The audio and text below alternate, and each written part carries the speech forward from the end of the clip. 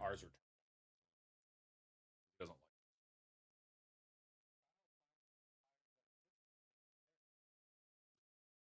like my EA. Seen those?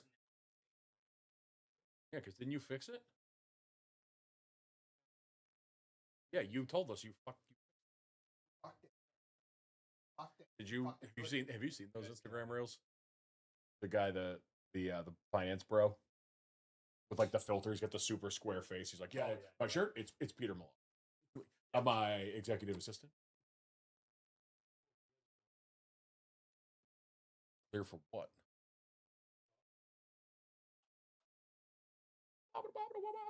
What do you want to talk about? I ordered my tickets for Spider-Man on the way down here. Spooderman? For Spider-Man? Friday. Cannot wait. That's going to be a good one. Just never gotten into the comic book, so I can't. I've seen them all, baby. I have nothing against him. I just never have been able. Like, I saw one of the. Oh, what the hell was it? The Avengers. I think I saw the first one of those. Like, it was good. I don't know. I fell asleep watching the first one in theaters. I think I worked like 12 hours that day and then went to see it. Passed out during like the main fight. Superheroes are men in tights. No, that's Robin Hood, you idiot. That's Robin Hood. I only have sound. Find me one active superhero that wears tights. You can't, because none of them wear tights. That was like the 70s when they were making movies and didn't know how to make costumes. Here for it.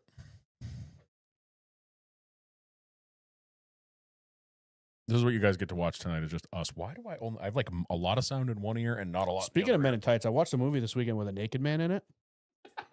Masters of the Universe. I enjoyed it. Black Widow, she's dead and a woman and she wears leather. I don't see how any of those three things are an issue. It's probably pleather.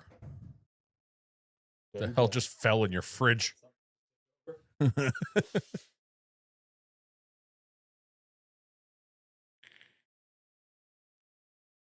Yeah, he's not super, though. Robin Hood is definitely a hero. He doesn't. Yeah, I'm with you on that. I'll agree with that. He takes from the rich and gives to the poor. I'm poor. Did anyone win Mega Millions last week? I forgot to look. Not me. I also forgot to buy a ticket both times, the last two. Kyle, he'd win Mega Millions and lose money somehow. I hate it. Har, har, har. Heebity hoobity hobbity. Adam West Batman. That was literally in the 60s. Nope, nobody won. Next estimated jackpot is on Tuesday for $800 million. I enjoyed Masters of the Universe, but that is going to be the most forgettable movie of all time. It was fun to watch, but you are not going to remember a minute of it an hour after you watch it. All right. What you got? Anything for the folks in the old off track, Norm? Nah, I watched a couple movies. Nothing else really exciting happened. Cup of two tree. Nada? Dan, what do you got for the folks? Not a whole lot. Pretty low-key weekend. Saturday, we ended up going, I think I talked to you about it, that Volkswagen show. Kind of fun to go to a Volkswagen show that's more like the shows I go to with my father. Yeah. Basically, it was an air-cooled show. They had two classes for water-cooled, which was stock and not stock, which even ones in the stock were not stock, but that whatever. That's fine. But if there was 200 cars there, I'd probably say 80% of it was air-cooled. Everything from dune buggies to buses to bugs to Carmen Gias, all sorts of stuff. But it was cool because it felt more like a classic car show. You know, nobody being stupid. How long have they been doing that? The one I went to at Deerfield? Yeah. I think they said this was like the 26th year. No, I have never heard of this show before. Weekend. I've heard of it before, but I usually hear about it after it happened. So yeah, well, I mean, we live close enough, so we blasted over there. Unfortunately, so they have it at the Deerfield Fairgrounds, and they put you in a spot where there is not one single tree. Not that it was super hot this weekend, but it was super sunny, so it got real warm real fast. Take Fabrio out, or you just go? Yeah, no, we took the Cabrio. How far are you from there? Half hour. Oh, that's not bad. And we go in the back way too. Like we don't have to get on 101. Yeah. We come in from the top. Once a month I do that too. What did he say? Coming from the top. So yeah, no, that was fun. It was good. So ran into a few people, found out that everybody I know was at Dan Pendleton's house afterwards, but that's fine. I didn't really want to drive down there anyway. But literally everybody we knew was down there. Yeah, I saw that. It looked like it was a bigger show than most shows. Half the show that I was at went to Dan's house. Yeah. My neighbors, so they had I think I've told you guys about this before. My neighborhood, like 90% of the neighborhood all works for the same company. And the homeboy that owns the company lives up the road in his mansion with a gated driveway. We were told that this was their yearly barbecue was this weekend, was Saturday. And my neighbor goes, so the burnouts will start at some point. And I'm like, excuse me? And he's like, yeah, you guys should come down. But like, we felt weird because again, it's like, it's not a neighborhood party. It's a company party, you know? Right. And we thought it was at one of the cul-de-sacs, but apparently we figured out it was on homeboy's property. And I just felt weird. I've never met the guy. I'm not just going to go walking up his driveway, even though, you know, we were told by the VP of the company we could go. Yeah. Just felt weird. But it is damn near 11 o'clock Saturday night. And I hear what sounds like a cup car doing a burnout up the road. And they were still going at 1 o'clock in the morning. There was still burnouts. The hell I mean, like they're still ripping. Like I would hear bikes. Apparently one of them has, Steph's seen it. I haven't seen it. Somebody's got an old 60s pickup truck. And I'm assuming that's what I heard that sounded like the gates of hell were opening up. And homeboy went through easily 3 sets of tires. Steph was like, how does he have any left? I'm like, they're rich. They probably just bolted up another set. Just went after it again. That's sick. And then, Sunday we ended up we blasted up to the lake for just a day. Didn't feel like really staying up there this weekend, but we started blasting. Yep. Nice. I started blasting. We went up yesterday, just went up kind of early enough in the morning to have a full day. We were home by. What's that ride for you now? About an hour. It's pretty much what it was before. That's a day so we got up there. We got up there at like 10:30, 11. We were on the boat by 11:30. We got out there, bunch of people out hanging out. Somebody has a 9-week-old English lab puppy. Oh, it looked like it's just a little potato. Like the English labs are like the really thick. Yeah, you know, I was dying. But we were out there for a little bit. I was home by 5:30. Watched the race on record and had a lab growing up. Love labs. Man, they smell bad. Yeah, mine if didn't. you don't bathe them and groom them regularly, man, they stink fast. I had a lab. I don't know about that one. Bear didn't smell. Yeah. Oh, and they just get oily skin if you don't. I've had labs like my entire life. Oh, and I smashed my. And I feel like I can smell other people's dogs. I don't really smell. You get used to your own. You get used to your own. Yeah, but there's like that dog dander smell. Yeah. That I used to working on cars. Oh God. Like it was like yes. Like it would kill you. Nothing worse than getting in a customer car and it's wet. Like dog. I feel like German Shepherds, Huskies, like those kind of dogs have like the strongest dander. I agree with that. The double coat stuff. And thought I broke my toe yesterday. Smashed off a rock in the lake. That was fun. It really hurts. I'm not enjoying myself. I'm waiting for my toenail to fall off. Oh no. The middle or the second one in. It's not. It doesn't look bad, but it is super. Still early. It was one of those like rock at the sandbar, and I was taking so we load the dogs onto a raft and we walk them over to land so they can go to the bathroom if we've been out there for a couple hours. Right. But did you pass out? Oh, almost. I've done that. I took one step, and as the foot swung down, there was a hidden rock about this big, and I kicked it like a soccer ball underwater, and I'm just like my sister-in-law looked at me. She's like, "Are you okay?" I'm like, "I don't know." Like it. Do you do the same thing that I do? Like you just clam up and and you just yep. Give me a second. Yep, that's basically what I did. I tend to laugh. You gotta do like the Peter Griffin. Silent. I do that when it's loud and I can make a scene out of it. Yeah. When I actually hurt myself, I usually start smiling and laughing and then just go silent. And Steph's last fingernail I lost. I had like a 5-minute Peter Griffin underneath the back of a Mazda 3. How'd you get? I was at Tully when I was young. I was 19. And one of the guys, I was helping one of the like master techs do brakes on a car, and he hands me an air ratchet. I've never used an air ratchet before. Oh no. Didn't realize the snap those freaking things have. Those things got some recoil. I've always used impact guns and shit like that. I had never used a actual 3/8 old school Mac air ratchet. Those will fuck your. And I was doing up. a caliper bolt, and I just hit it 800 million foot and pounds. it just right into upper control arm, and they had like just like the pressed like stamped steel straight upper control arms. I could feel it. Finger, I think thumb. I want to say it was my thumb. No, it was pinky. Because one of my pinkies is still slightly smaller. Yep. And it was literally just a and I just you froze. hold it tight. I just froze, and I was holding my hand like my finger was about to fall off, and I just rocked back and forth and went. Yep. I did for like 5 minutes, and they're like, "Are you good?" I was like, "I think my finger's about to fall First time off." I did that was with a 90. You know, the little 90 ratchets. My grandfather gave me one. And you know those things will pull those you. have some kick and to I them. went straight into the bottom. So I did, but I went all knuckle. I didn't go nail. I did the tight handhold the day I sliced my finger open, we were leaving for H2O in like 4 hours. The last time I went to H2O, I bought the Cabrio 2 weeks before that, put it on coils and wheels. It had an expired inspection sticker on it, and I had temp plates. So I was like, you know what? I'm gonna scrape the inspection sticker off just because I don't want to deal with that if I get pulled over or anything like that. Who's the idiot that just grabs a fresh razor blade with no holder? Oh, yeah. Scrape, roll. Slip.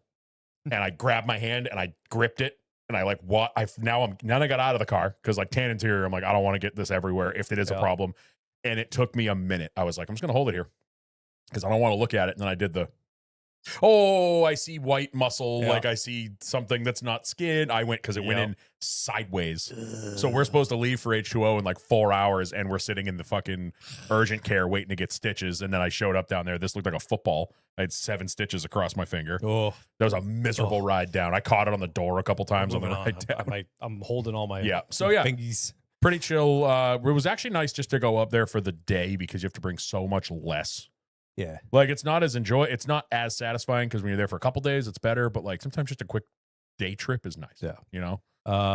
For me, what do I got? Oh, star of the show. It's Bodie's birthday. Oh, yep. Thursday was Mr. Bodie's 11th birthday.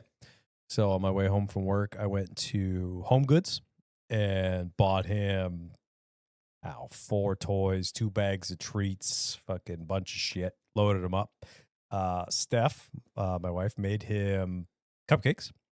They're like pumpkin and fucking other shit. And then she made mashed potato fucking instead of like whipped cream on top or whatever, like icing on top, she like blended up potatoes and some other shit and then put it in a fucking You guys bag expecting a thank you card from him after it was this, crazy. Like look at these. These look legit. Yeah. Yeah, I love his face behind the picture. Like, can I have those? I have it? Can you stop taking pictures now? Yeah. So, that was cool. Got to celebrate my boy, and then I didn't do a whole lot this weekend. Watched some movies. We tore apart the 2-car garage that's attached to the house, the first garage. Yep. Took everything out, pulled the cars out, took all the detailing shit out. Pressure washed the floors, cleaned everything, put everything back. I need to douche mine. I did. The first step was, I don't know if you saw it last time you were up there. When we got all the yard furniture, one of them came in a big giant box. Yeah. And as I was putting stuff together, I was just throwing stuff in the box, and then it got really full. I was like, I'll take it to the dump at some point. And then more and more stuff has just been thrown into it. So now it ended up being 140 pounds of cardboard. Holy shit. So took that to the dump the other day. So I was like, oh, wow, there's a floor right here. Perfect. Yeah. So now I need to get remotivated on the toolbox. Yeah, like when I first bought it, I was so jacked up. And then it got so goddamn cold that I was like, I have to turn the little propane heater on. Like it's such a process just to make it livable out there. I don't really want to go out there yet. Yeah. And then it's just slipped away. So with how much work I've been doing at the house and stuff, and then I had all the insulation redone. So they blew a bunch of holes in the ceiling in there. And then obviously, they fill in all the insulation. They patch all the holes. It's going to make dust. Like they did a really good job cleaning up, but it's dust. Yeah, it is what it is. So like Steph was out there working out because we got a bunch of gym equipment out there too. And she's like, everything's just fucking filthy. Yep. And she detailed her car over the winter out there, and it was her first time using a buffer. Mm-hmm. So I taught her how to do things. And then she had to learn on her own. So there is compound and wax just everywhere, slung on everything at a 3-foot height. So we had to clean everything up. But it's nice. Got it all cleaned up and whatever. So it'll be nice in there. I wanted to paint the floors, but it was too much of a job cleaning everything. A couple months ago, my neighbor had a company come in and do the epoxy on the floors. Dude, it came out so nice. I did it at the old house, and it came out banger. So that's one of those things, like, I think that'd be a pretty easy business to start.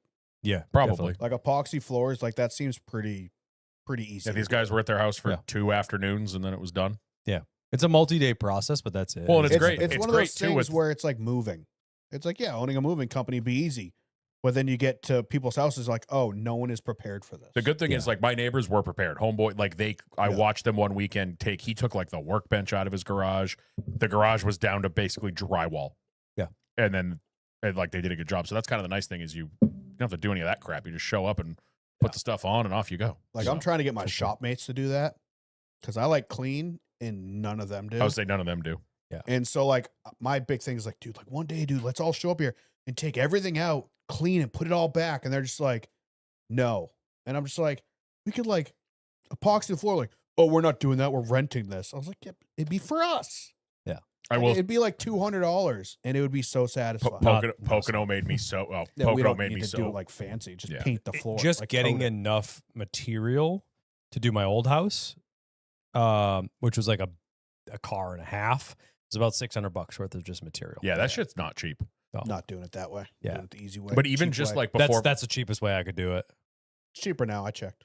even just before Pocono, I cleaned up my workbench because I'm the We'll get type. sponsored. I hate I hate myself, but I'm the type like I use a tool and then just it ends up on the workbench. Yeah. And then I use a tool and it ends up on the workbench. And so after like 6 months of living there was just fucking tools everywhere. It's a disaster. So when I did before Pocono, I put my toolbox together to make sure I had just tools in case something stupid happened to the camper or whatever, if we needed tools. So it was so nice just to like reorganize everything. I was like, for oh sure. yes. For sure. All right. Let's, you want to have a show? Now that we have 5 people watching, sure. Let's do it.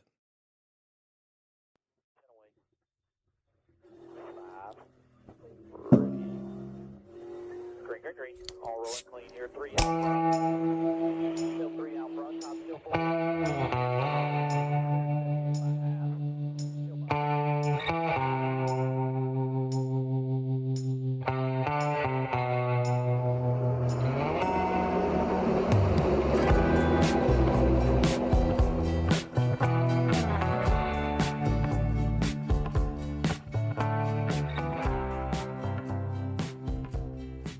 All right, ladies and gentlemen, welcome back to yet another episode of the Loose is Fast podcast, the NASCAR podcast for the fans, by the fans. And we've had more passes for the lead in the last 30 seconds than the Cup Series has in 2 years. But anyway, I'm Kyle Beltran, joined as always by Daniel Walker. You ate first, you're last. And Norman Pelletier. Don't touch the bricks. On today's episode, we will talk some NASCAR news, answer some questions, have some fun with our friends. There'll be no fun. Sorry, fun has been canceled. Friend, I don't know, I can't speak. But before we can do anything, Nope. Dan needs to say a couple words. A couple words. All right, moving on. We are brought to you this week and every other week by us, the Loose is Fast podcast. Head on over to loosesfastpodcast.com, get yourself some merch. Wear it to the track, wear it to a wedding, somebody's quinceañera. I don't care.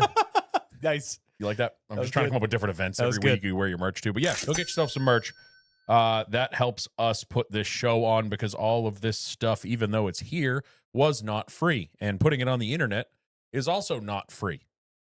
Paying for good But it is reviews forever. and paying for good reviews is also not free. I mean, what? Yeah, exactly.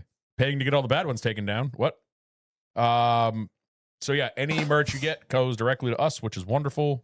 Not like it used to be. So it helps us. So please help us. You can also help us out by participating in a small thing we like to call Kyle's Race Day Challenge. Kyle, help. The Race Day Challenge is if you donate the dollar amount that matches the driver's number you believe will win on Sunday and guess correctly, we'll send you a little something. Preston, thank you as always, but he backed it into the fence. We still love you. No, race was too long. Yeah, right. Yeah. So that's all the ways you can help us out monetarily. Now, ways you can help us grow algorithmically. I just made a word up. By leaving us reviews and such. You can go leave us ratings and reviews on Apple Podcasts. You can leave us 5 stars, leave us a longer form review. It says we have a new one, but I think that might just be the number catching up with that one from 4 weeks ago that I read last week. I don't know. Apple Podcasts is stupid. If you use Spotify, which I think everybody does, you can leave us comments on the last episode as well as 5 stars on the show itself. Mm-hmm. So let's get into it. We actually have 2 episodes to look at from last week. Luckily, There's only one comment on one, so. Oh, man, I got it all excited. Yep. All right. From the actual episode last week, Andrew E. Spummer, I hardly know her. Wait. Nice. He said, I'm so glad NASCAR decided to reduce the rear spoiler. It saves me and 39 friends of hitting every Harbor Freight between Charlotte and Daytona for all the cheap circular saws and handling it ourselves, which was definitely not a real plan that was stated out loud and on the record somewhere. Also, the Charlotte dirt track doesn't need to be paved over for cars, just like Bristol doesn't need to be dirt for NASCAR. I'll drop you to 4 stars for such slander. Dude has 39 friends. Apparently. Christmas must be bumping. Our favorite Ride It Night. Another bloody ripper episode from you blokes. My merch has been delivered, and I've gone from being the south end of a northbound camel to flashier than a rat with a gold tooth. I fucking love this guy. These are the What best, did he say? These are the best comments Between ever. that and frog in a sock. Dude, the frog in a sock. That was electric. Cheers, fellas. Now we just have to drive from Minnesota to Georgia to deliver this move. He's a mover. Yeah. At least I'll be looking sharp as a razor blade in the LIF merch. God, I fucking love this guy. Yep. We got a couple serious ones. You're the man. Thank you. Yeah, I love it. Please keep those coming. Yeah. Couple serious ones. Matt McParland. Have to commend the response to the religious comment. Big boy response, nothing but respect. Coming from the Northeast, I've found we just usually don't take it as seriously, which I do agree. I think I talked to one of our other listeners about it, and like we talked about last week, that's just not on our radar up here sometimes. My family is big time. I am not. Yeah. So, yeah, to each their own. He said, as for some constructive criticism of my own, I don't want to fucking read this. This is almost worse than the constructive criticism we got last week. What do we do now? I have noticed a steep decline in the intensity of Kyle's button pressing. Can we step that up? Kyle is overcoming traumatic ear surgery. That is O'Reilly highly Auto Parts. offensive that you Insert bring that button up. here. That is the worst constructive criticism we've ever received. This is the best review I've ever seen in my entire life. Enjoy this for 5 minutes, please. Enjoy this for 30 seconds, because we've also gotten ones that say you do it too fucking much. I am still recovering from fairly major reconstructive surgery on my ears. Any brain surgery on you is considered minor. That is minor. The fact that they keep saying major every time I check in with the doctor. Can you please stop saying major? Make it stop making it sound so bad. Was that the joke? What? Stop making it sound so bad. Hey. At least you can hear it now. Kyle's top surgery was way more major than his head. The transition has gone well. Nice. All right. Back on track. He does have feminine shoulders. Yeah, you have feminine tits, so here we are. What did he say? They keep me warm at night, Kyle. They're comfortable, and I love them. Norm's got those mommy milkers. I'm not far behind him, so I can't fucking say anything. What are you? Tell your Who are moms. you talking? You the pot or the kettle? Yes. Whoever came first. Yeah. Little spoon, I think, is what he It's me. prefers. It's me. Jesus Christ. All right. Back on track here. I love Brooks, really appreciate y'all's response to my comment on the last episode. He was the one that made the comment we're talking about. Oh, nice. Y'all seem like good dudes, and I appreciate being willing to listen to your listeners. Or I appreciate you being willing to listen to your listeners. That was a hell of a sentence. I mean, get back to like being able to agree to disagree with people. Like, you don't have to see eye to eye on everything. You can listen to other people's opinions, and that's what truly made this country great in the first place, is being different people that all come together and still love Old Glory herself. You know? Oh, sorry. I Agree to disagree. And then you learn from other people, like you learn their culture and what they like, and whether you like it or don't like it doesn't matter. It's like W is a great friend of ours, and we love that man to death, and he is significantly more religious than we are. Yep. And we love the guy to death. Like, just because you're different doesn't mean you can't be like fucking boys. Yep. And listen to each other and understand each other's differences. Why not? I don't listen to you. No, you don't. What? Ever. What? Huh? I can't listen to you if I want to. You don't hear the most annoying noise in the world. All right. Nate Dogg. Good episode, gentlemen. And his question. Oh. Would you rather attend a race with beer but no scanners, or scanners but no beer? Damn. Beers but no scanners, because that's how I He always doesn't. do it. Yeah, Norm doesn't do Yeah, you scanners. raw I anyway. raw dog races, boys. I will You say do raw dog. we did to 500 with neither. I didn't have a beer that whole day. I don't Yeah, think. because you have the good speakers at Daytona. Yeah, we had the TV in front of us Yeah. and good speakers. I borrowed your scanner because remember mine broke Yeah. and I didn't even touch it the whole That's day. right. That's right. And I think I I might have. just didn't grow up with that kind of disposable income that we could get scanners and whatnot. It depends. So I just learned to watch the race. I just like it for the radio. I barely listen to the drivers. I just use it for the MRN broadcast. Oh, yeah. I go on drivers' radios if there's something going on. Because my problem is when I scan for 30 seconds. when I scan like the drivers, I always miss things. Yeah, 100%. It'll stop because somebody was just talking and it's done. I'm like, fuck. Yeah. Although when we were at Pocono, I pretty much exclusively stayed on Natalie Decker's radio because I I'm was just smart. waiting for it. I actually am thinking about splurging and getting the Bluetooth joint before Loudon. Dude, I think I do think sweet. that the And I- HBO in-car cams have kind of ruined that for me. I was though. looking it up. Like now it's kind of, I'm going to be dependent Yeah, on it. I was Yeah. looking up how, because Anthony was using his phone. He was using the NASCAR app with just AirPods, and he said it worked mint at Pocono. So I'm like, if I get that Bluetooth joint, unfortunately, you can only connect one headset to it, The Bluetooth only does one item? Uh-huh. That's bullshit. which is dumb, but easily remedied with a $10 Bluetooth splitter on Amazon, which is a thing that plugs in and gives you like 2 or 3 channels. It plugs into the headphone jack. yeah. Because yeah. it still has a headphone jack on it too. Like if you don't, but you Right. can't. But it's dumb. You can't use both of them. You can't put like one headset on Bluetooth and then give someone the old school headsets. Yeah, most audio things will Yeah. override if you plug a 3.5, it'll go to analog. There is a Bluetooth splitter that plugs into the 3.5 and gives you, I think, 2 or 3 channels. That's cool. So I'm thinking about it. I don't know. We'll see. But apparently, people say they work pretty well with AirPods. Yeah. You just have to be careful of using the noise cancellation because it will kill it. It'll actually like damage the noise canceling feature Oh, yeah. because it's so loud. Right. So we'll see. For me, I could do a race with no beer because I've done it before when it's like 1,000,000,000 degrees out and I just don't want to. Like we've Yeah. had days like that where it's like it's too hot to even think about drinking a beer. I that's a hard question, actually. Which one could I do without? What about you? Do you gotta? I want to hear your reasoning. Maybe it'll help me come up with my reasoning. I mean, for me, neither of them are required. Well, I so agree it with that. doesn't- Neither of them I, are required. No. last year I did New Hampshire with no beer and no scanner because my nephew and niece were using the scanners and loved it, and I was drinking NAs. I don't know. I don't That's get the the, sign of an alcoholic. I don't get the NA thing, man. I just don't. We've had this conversation. I know. I love the taste of beer. I like beer. I just don't. If I'm thirsty, I'm not drinking a beer. If I need if I have a thirst that needs to be quenched, I'm gonna drink anything but. Yeah, I just like the taste of No, beer. I get you.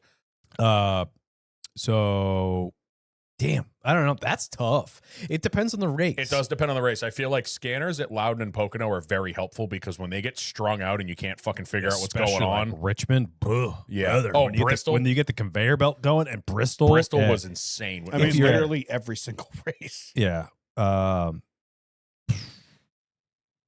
I didn't feel like we needed it at Daytona because you could see what was going on. They didn't Yeah. get strung out. Honestly, either way is kind of fine. Yeah. Like if I'm just chock full of beer with no scanner, like, wow, we're just gonna have a good time right now. And Yep. if I have no beer and I have my scanner, I'm like, all right, I'm just gonna laser focus. Yeah. So All right. like I could go either I'm way. indifferent. Honestly, I'm to- kind of that's indifferent. a great yeah. question, but I'm super indifferent because it's kind of the best of the two options. All right, couple more. Nads, Chris, after Saturday and Sunday this weekend, I'm ready to go back to the road course at Indy, or even better, take the Cup and O'Reilly to IRP. That was boring as shit. Disagree. The Xfinity race was decent, and we were kind of talk. We'll talk about it more during the show, but it's not a track problem; it's a car problem. Yeah, we're going to talk about this a lot today. Yep. DJ No Mayo, this new drafting package, I have faith in it, and the racing it'll produce under full throttle. But unfortunately, mark my words, Austin Hill wins Daytona Cup in a few weeks. Don't put that evil out there, Ricky Bobby. No. And Mr. Relib Nevek, Norm's always wrong about everything. That's the comment. I don't know what he's referring to or what you did to poor Kevin. I don't know. I feel like I stand up for Kevin a lot. You do. So You do. Not that's anymore, you don't. probably the starting point of that comment. And then we had one on our bonus episode with Mr. Ryan Priest. If you haven't listened to that yet, go check it out. It is just us shooting the shit with him for like an hour about everything and everything. Yeah, pretty much. It's Mr. DJ Sweet bonus episode. Hell yeah. So yeah, there you go. Hey, no constructive Love you. criticism on that one. Yeah, we don't Because need it was because perfect. it was perfect. except for your mic. My mic's fine. Not really. That's it for the review section. Go do that. It helps us out. It'll help us populate on more stuff. If someone just goes into podcasts and search NASCAR, we'll pop up. Yeah. Shit like that. And then if your wheels are fucked up, you can go see Jim's Rims. Jim's Rims. He will refinish your wheels. They will repaint them, repowder coat them, straighten them, get rid of any curb rash or damage.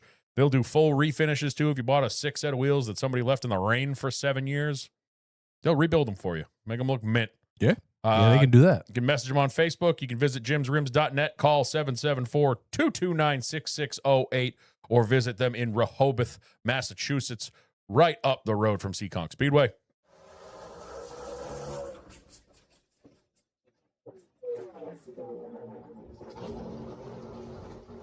The old race pit. The old Norm's decline. Sometimes it's just tough to watch your heroes slowly decline into Slowly. abysmal. It's been quick. It's been a very quick decline. Yes. Calling back to our picks for Indy. Last and the least, Norm chose Riley Herbst, getting him a whopping point. I picked the wrong brother at that race, dude.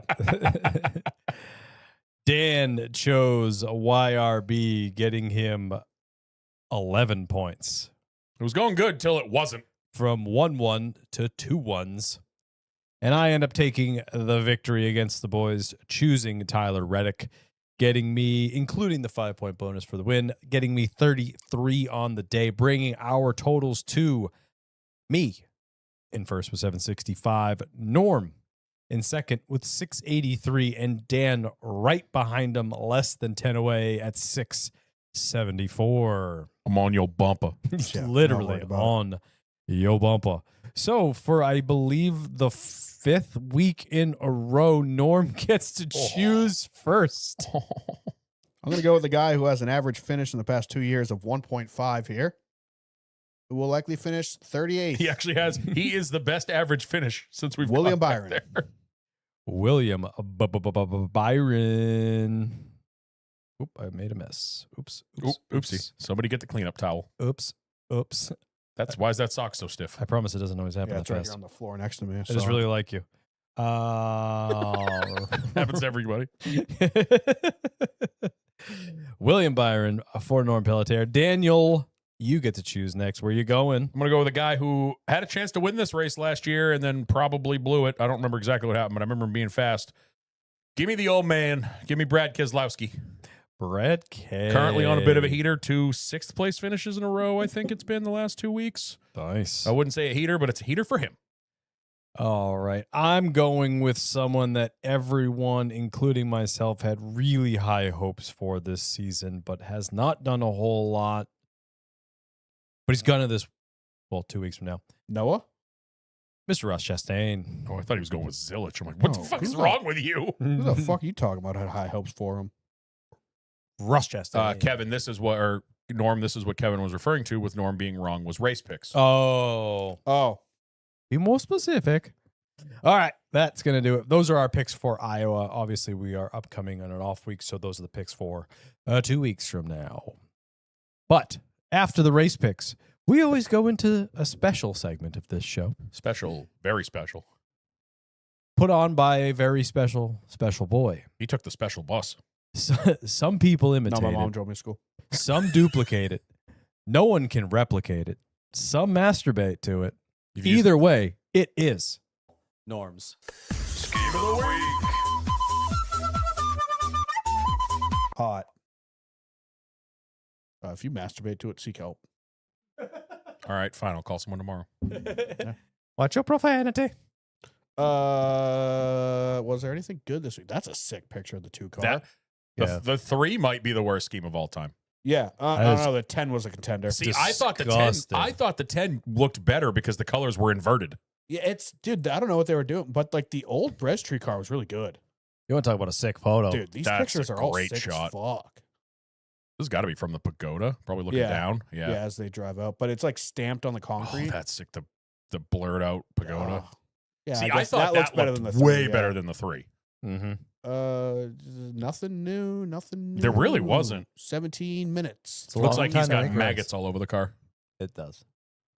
19 is really cool. He's run that a couple times, I think.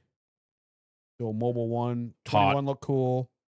21. I hate the drop shadow. That's the beginning of that. 23. Yes. Hideous. Back to the old Chumba scheme. Terrible. 33 looked good. 34 looked good. Pickles. 35 looks slow. 38's cool. 41. I actually really like this scheme. It's a rare W from Haas. That's not a good picture of it. I didn't know it said Haas on the hood. I didn't either. On the Which original doesn't renders, seem to match, but okay. they can't get full sponsors. But it was best looking cup car they've had all year, I think. Okay. 43 Low looked bar, really but yeah. cool. The Ziploc Was it the scheme. Ziploc That was car? sharp. Super good looking scheme. I liked that a lot. 45 Comrade. 47 Brazzers. You gave that one, didn't Yeah. you? I gave It's already him won. flowers earlier. 48 my goat. Hot. We miss you. 51 Sky That's Front. That's a good looking scheme. Not bad. 54 trash. Salsa. 60 looked really good. I think it's just the Thornton's logo. Like that font for some reason just Yeah. looks really cool. 62 meh. 67. Everyone's giving this a lot of credit. I think it's a cool color blue, but it's literally just a blue car where they like the Bass Pro Shops fish on it. Yeah.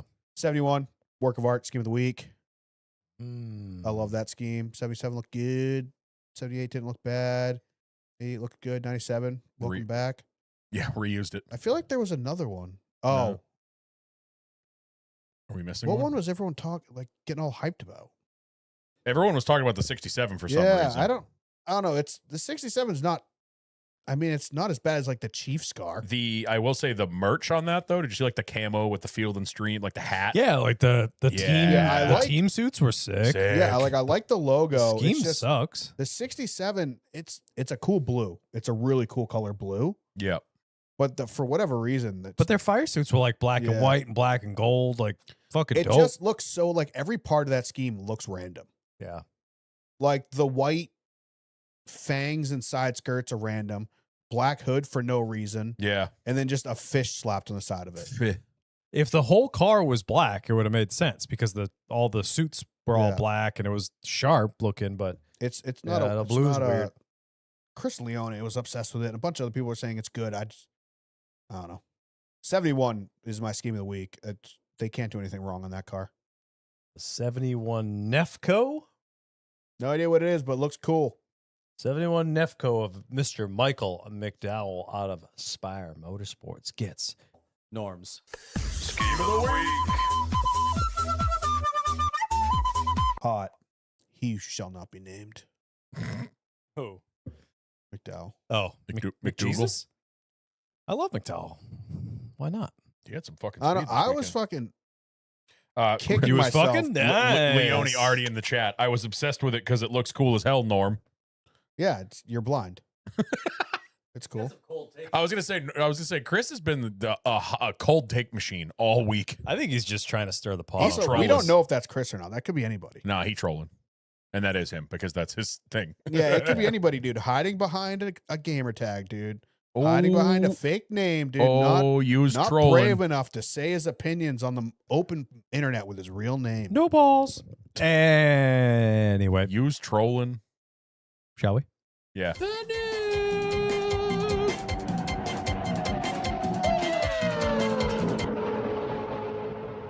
All right, we got a handful of news to talk about. We will just start with the official announcement that practice that we discussed in the rumor mill is official as of New Hampshire Motor Officially Speedway. official. And they also did what I wanted them to do, which is add extra tires. Yes. It sounds like minimum 2 sets of tires per practice session. Yep. So that's cool. I'm guessing the second set still carries into qualifying or Probably. whatever they usually do. So it's just if you're going to give these guys open practice and more time to adjust and work on the car, they need more sets of tires to do that. And according to Ryan Priest, they can change a lot more than we probably think they could on these cars. Yep. He said it So was still give them a there's- little bit more of an open Yeah. playbook as to what they can change on the car during practice. Not He as said much it as was- they had before, but better. Yeah, he said they're still pretty boxed in, but I mean, I didn't know they could do shocks. He said they can't do springs, they can do shocks, heights. sway bar, all that stuff. Right, but this is stuff like I didn't think they would need to change. Mm. Like, Well, it's that's not if- 2004 where you're coming in with a literally like a notebook The thing with is that notes in for it. This is like they have simulations and stuff, so I assume everyone comes in with damn near you would almost think exactly what that they want. you would think that, but I feel like if you show up and the weather's different than what you simulated for, we've seen it before where someone shows up. Remember, what was it? Where was Joey like getting lapped like 20 laps into the race because they just came with the wrong setup? It was a couple weeks ago, like earlier in the summer. Remember, Joey was like 38th, like on his own accord. So if you go out and practice and you have that problem, like, oh, let's try these other shocks or change the heights or the sway bar or whatever. Like, at least it gives them something to be able to do. I really liked this weekend, with it being a non-impound race. Kind of felt old school, like having practice on Friday, and then they had all night to work on the car. And Yeah, then, that I was cool. so thrown off by that. I was like, wait, what? yeah, I thought it was really cool. I thought there was something wrong with the app. I found out because I opened the app. I was doing work shit, and I have like a little stand where my phone is. I'm like, oh, I want to check the weekend schedule. Yeah. And it was like the live button. I was like, no, that's not right. I closed it out. And I was like, oh, maybe it's still there from last week. Close it out and go back in. I was like, what the fuck is going on? Yeah, and I thought it was cool because then you also, like we talked about with Ryan on Friday, if you had a problem in practice, it didn't completely screw you. Like Bubba gets on the fence. They have enough time that night to make sure everything is good. I think they said they changed the toe link, but everything else was still good. But they were able to look at everything, triple check it, make sure it's good. Same with Priest. Ryan has a tire go down, grinds the diffuser off, fucks the rocker up. They can fix that stuff and not be completely porked for the rest of the... and also not lose qualifying. And not lose qualifying, exactly. Like the two had an issue. I'm assuming power steering. Oh, no, he had an electrical issue. Electrical. I was watching it. He went out for practice, and the entire car just shut off. Dash, motor, everything. So he limped around, got back in. They went through it, thought they had it fixed. He goes back out, runs a couple laps, and then the motor stayed on, but then he's on the radio like, guys, the dash is gone again. Like, they had some sort of electrical problem. Yeah, but we had the 2, the 23, the 60. The 97. These are all, the 97. These are all, did you see? Never mind. We'll talk about that during the race. These are all like big companies. It's not the money team going out there and realizing they fucked up. Yeah. Or Route 60, Garage 66, MBM, whatever that team is called these days. They change it week to week. It's not like a small team like that showing up unprepared and getting a little shakedown of the car. These are real teams that are having real problems that would have screwed them if they didn't have a real practice. Yep. So that's the stuff we need to see. Plus, like Daytona, or Talladega, whatever. I think Talladega we do first with the new spoilers and Daytona. stuff. Daytona's first. Daytona's first. Okay. We don't need to go out there and have a 40-car pack to test the They're cars. still not doing practice, though, at Yeah, Daytona but, and like, Talladega. Practice is just shakedown. Go out there, make sure everything's bolted to the car. Make sure you don't have a blatant issue with the car. Like, it's... Make sure Jimmy it's didn't just- have like a liquid lunch and forget to tighten down. whether fucking- anyone goes out there or not, have the practice there. Yep. Yeah. We've Like, seen it's it. silly. We've seen it. Was it the 500? Who was it where their qualifying time got disallowed because like a hose fell off because someone didn't tighten the clamp down? Was that Xfinity? Or was that in the duels? No, it was in the duels. Duel? It was the 62, wasn't it? He made the race and then he got DQ'd because like a NACA duct hose fell off. Because it was Alfredo in the car. It was Alfredo. That's right. Like stupid shit like that would have been caught in a practice session, which I guess they had practice for the 500, but stuff like that. You see it all the time where a dumb thing happens. They showed, I think it was Xfinity practice. I don't remember who the hell it was, but they go out and they still have the old school mirror. The mirror fell off. Yeah. He's just driving down the straightaway and the thing just goes bloop. A bolt fell out. That happens in a cup car at Daytona with no practice. You're fucked. You're fucked. Yeah. Fucked your whole day. So, yeah, I think it's great. We got that confirmation. We'll stick in the confirmation lane, if you will. We got confirmation today on Denny's podcast that Corey Heim will be running the 35. Boo. Hate it. Do not like it at all. Ruins it. Yeah, not a huge fan of it, but it is what it They're- is. Apparently it was his choice. They claim it's not because of the meme. It's 100% because of the meme. Probably. Like, it's a goofy number. Yeah, because some 12-year-olds think it's funny. It has not been funny for the past 3 months. Also, Like, it even was if, a 1 month TikTok meme. Also, Like, it's not a thing anymore. just throwing it out there, you'd probably get a lot of young fans with it. Sell a 6'7" shirt. Yeah, Fucking, literally. You know? Really will. But it fit the team better. It looked better. Yep. They had the sequential number thing going on. 2, 3, 4, 5, 6, 7. It was perfect. Dan, we said it was over. Stop bringing it back. Sorry. I'm Sorry. not giving him Like, the time even, of day. like- I'm looking at him. Future of the team, they take the 11 over there. It's 1, 1, 2, 3, Yeah. 4, 5, 6, 7. Like that. It all works. It should have either been 01 or 67. Yep.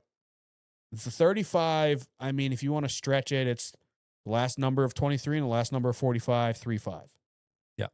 But I liked the 67 better. I think it was kind of cooler how it fit with the team. Same. Plus, Heim has 2 wins with it now.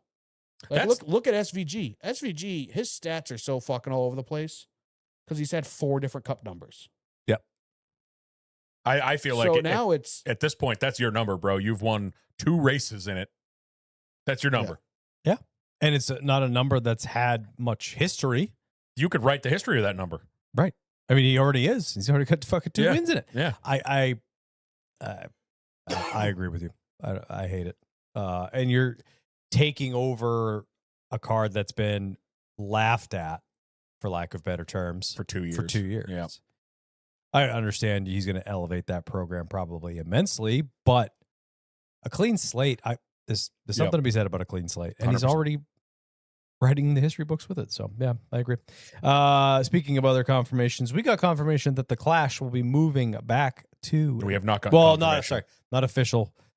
This is rumor mill again, but it's a Jordan Miyake bomb, and that usually comes true. So. All but confirmed, I should say. I apologize. That the Clash will be returning to Daytona, basically bringing back Speed Weeks. Yeah. Allegedly, it will be the night before the Super Bowl, week prior to. It's exactly Cup how race. it used to be the Saturday night, the weekend before the 500, which is perfect.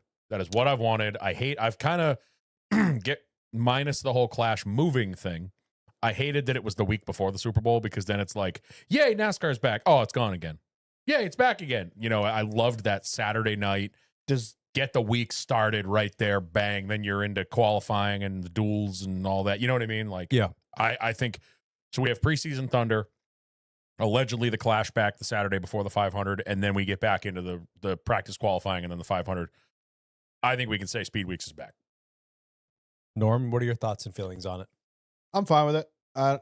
It's probably gonna be a pretty boring race, but here for it. It's traditional, kind of. So I'm here for it. I think it's super cool. Obviously, this year with Bowman Gray and the snow and all that nonsense Yep. was a mess. They're obviously going to avoid that by going to Florida, and it'll be a hurricane instead. But I'm hoping this sets up Bowman Gray All-Star race. I don't think it will because it's NASCAR dumped a bunch of money into Bowman Gray. but it's not an SMI track, and the All Star race is an SMI thing. Fuck Marcus Smith. He can go race in the Cars Tour. I would love the Bowman Gray race to be the All-Star race because it'll be hot, slicker. Yeah. Middle of the summer. And it's still close to home. You still Yeah. have that homecoming. No, I agree. I'm not saying I don't agree with you. No, I see think the that's what should SMI happen. thing, but I'm sick of that. The All-Star race, I guarantee, brings in less money than an actual race. If Probably. Marcus Smith was to trade the All-Star race for a random Sunday race at another track, Or even he would make more money. if it turns into, there's been talks of the championship weekend rotating around. Yep. Hey, we want to have it in Vegas. You guys take the All-Star race. Well, you know what I mean? Like, I know it's not a Yeah. 1-for-1 trade, but if it's a temporary thing, Don, you know Um, I only wash fronts. I would love to see it there. I hope that they keep Bowman Gray in some way, shape, or form. Like, hell, put a truck race there. Put a O'Reilly race there. You know, I don't think They signed a deal with Bowman Gray that's still got another year on it, so they got to put something there. Well, that's what I Something mean. will happen Yeah, there. something's going to happen. Unpopular opinion, I don't like it. I don't like it because everyone. hot take of the week. Yeah, pretty much. I love the fact that Speed Weeks is returning, and it will give people, get more fans down there earlier to ideally go to, New Smyrna and the other tracks that are around there, and bring that vibe back. Going which down I instead of love. just going down like we did for Thursday, Friday, Saturday, Sunday. Right. If we went down next year, like we're going to go for a week and a half. It brings it back to the bigger event that it is, and it should be. My problem is it's always boring as shit. People fucking forget that they just completely deserted it for the last half dozen years. The 6 years leading up to it moving, attendance was shit. It cost teams bazillions of dollars because they were wrecking a whole bunch of shit. The teams were complaining about it. The fans weren't showing up for it and complaining that it was a bad product. And then all of a sudden we leave for 2 years and everyone's like, we need to go back. Do you forget so quickly how much of a disaster it fucking was and nobody fucking went? I think it just needs, it got too bloated. Maybe. I think maybe a reset will be good, and maybe I will eat my shoe. It just got too bloated with every charter being involved in some way, shape, or form. Go back to pole winners only and past champions. With the old, what was it? Pole winners, past Clash winners, and champions. I think that was the old formula. And maybe shorten it. Like, it got too long. We had like, it's an 80 lap segment, and then this and that. It was basically a duel. You know. I don't love, like, Bianchi was on the teardown saying it should be like a 20-lap race. That's not enough to make people go down a week early. It's kind of wasting people's time. Make it a 50-lap race. Like a 50-lap race with maybe a mandatory pit stop, throw like a competition caution at lap fucking 35 and then have a 10-lap shootout to the end, Yeah, I mean, normally I'm Captain Positivity and wait until we see kind of thing, but we've seen this. Yeah. And we've seen how this goes. And nobody gave it the time of day, and everyone bitched and moaned, and then they went to a couple different places, and now they're back like it's not going to be any different. What I think... And our Super Speedway package sucks butts. Yeah, we'll see. Well, that's what the whole point of all these changes is. Yes. Preseason thunder and stuff, whether they can incorporate it into next season quickly. What I'm hoping for is, for me, the Clash was always the appetizer to the 500. Right.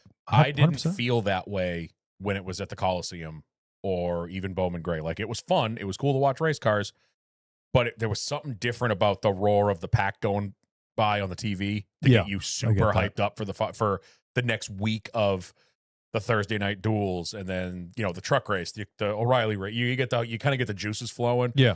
You had that with the Clash in the other places, but it wasn't the same. It didn't hit the same. Like, when you see the palm trees and everybody's in Florida, and you know what I mean? Like, it just, everybody's there. It's time again. Yeah. Before the last couple of years, it's been like, they're at Bowman Gray, and then now 2 weeks from now we get to, you know what I mean? I don't know. I do agree with you. Yeah. On everybody forgets, because the last couple of years were terrible. Who was it? Was it Seabell that won with the caved in nose because there was nobody left? Yeah. It was Eric Jones. Eric Jones. Yeah. I mean, I hope that this is just kind of the day and age that we live in. People just fucking forget for some reason. No one, whatever. But if we just need to reset and like change it up every couple of years, fine. We whatever. see it with everything, though. Look at all the glazing the car at tomorrow's getting right now. Even on DVC last week, Joey talking about the tandem draft, and then they're all like, we loved it. And I'm like, everybody fucking hated that. Is I got so much hell from my whole family because I liked it. I thought it was cool, and especially when they had the radios. The radios were the best part. It was sick.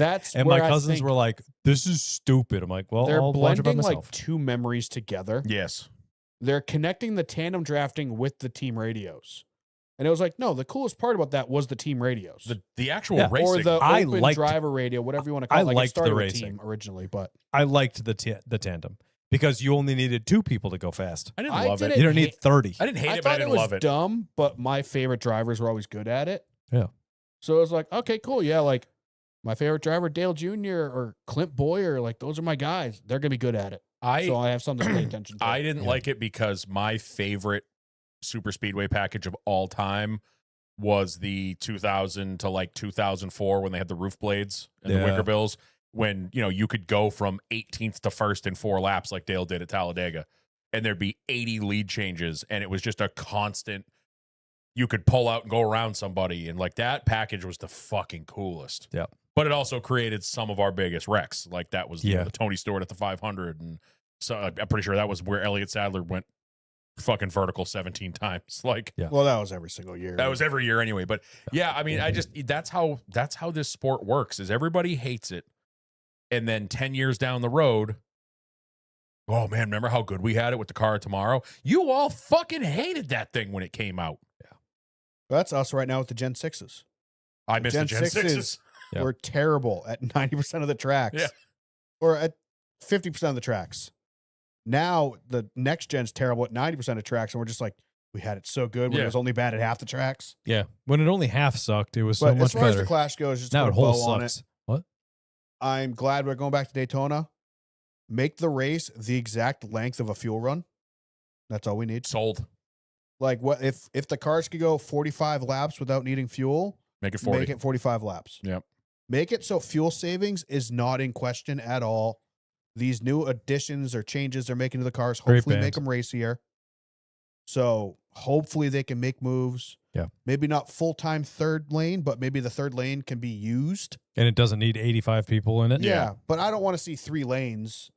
40% throttle. Just Right. just doing circles, but even like 3 lanes, 100% throttle. Yeah. Like that's 100%. cool, but I'd rather see the third lane be an option, not a necessity. Yeah. Yep. Kind of thing. All right. But I'm glad they're kind of getting back to their roots a little bit. Yeah, that part I agree with wholeheartedly. So we'll see. Obviously we'll announce it when it's officially official. Oh, and also before you jump away from this, on the same vein, do not bring the All-Star race to Loudon. Eat shit. Yeah, that was That's not gonna happen. That rumor was That's not gonna fucking. happen. That rumor made my skin crawl. I will say last week on DBC, a lot of loud and love. Shout Yes. out Joey Logano. Shouts. I'm becoming a huge fan of his, and I don't know what to do with myself, but a Same. lot of loud and love on last week's DBC, so that was super cool. Getting close. Only a couple weeks out. Same. All right. What else do I have? Hollywood's in the news because we kind of got confirmation, but not officially confirmation, but more confirmation that Days of Thunder 2 is happening. Filming is scheduled apparently Yeah, to so begin in it's- 2027. We've Pretty been much getting 100% confirmed at Yeah. this point. Yeah. We also got some inside baseball from a we good friend of talked to ours, and we're Priest telling about you a nothing little about bit. it. I'm not He didn't excited. tell us anything about it. I'm not excited about the director. I'll just say that clearly. Like it's Tom Cruise is big action star guy. Obviously, his heart and soul is in this. He doesn't make bad movies. So it's gonna be the Tom Cruise level action film you want it to be.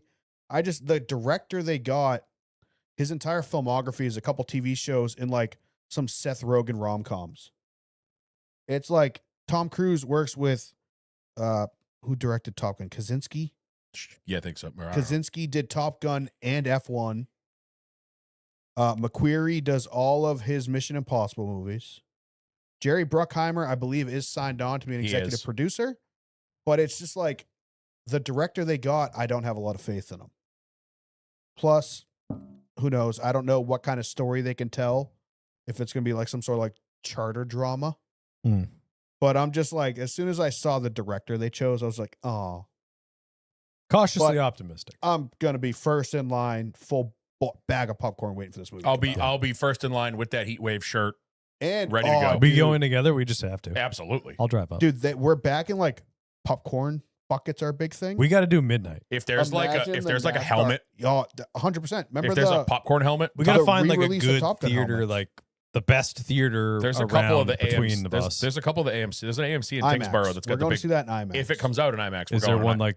There's where- one where's by there's one in by us. I think there's one Hooks between it. us. There's one in Hooksett. There's one in, is it Woburn? that? Oh, Okay. we'll All fi- right, we'll figure that out. On the way down, right off 95, I think there's one. But We he's got, we right. got probably a year to The figure big it thing, out. So. the big thing now is commemorative popcorn buckets because like they re-released Top Gun. They played Yeah. Top Gun 1 and 2, and they had the Maverick and Goose helmets with the pop. Give me a City Chevrolet helmet with full of popcorn. Yeah, the funny thing is, like, they do the commemorative, like, oh, you got to buy the huge one. I'm like, I buy the huge popcorn when I go to the movies. I don't anyway. because I always get it, and then I get about a quarter of the way through it, and then I'm sick of popcorn. No, Hey, never. I hate to get harsh your mellow whole- here, whole thing. but unfortunately, City Chevrolet is literally just going to be a HendrickCars.com car. Fuck.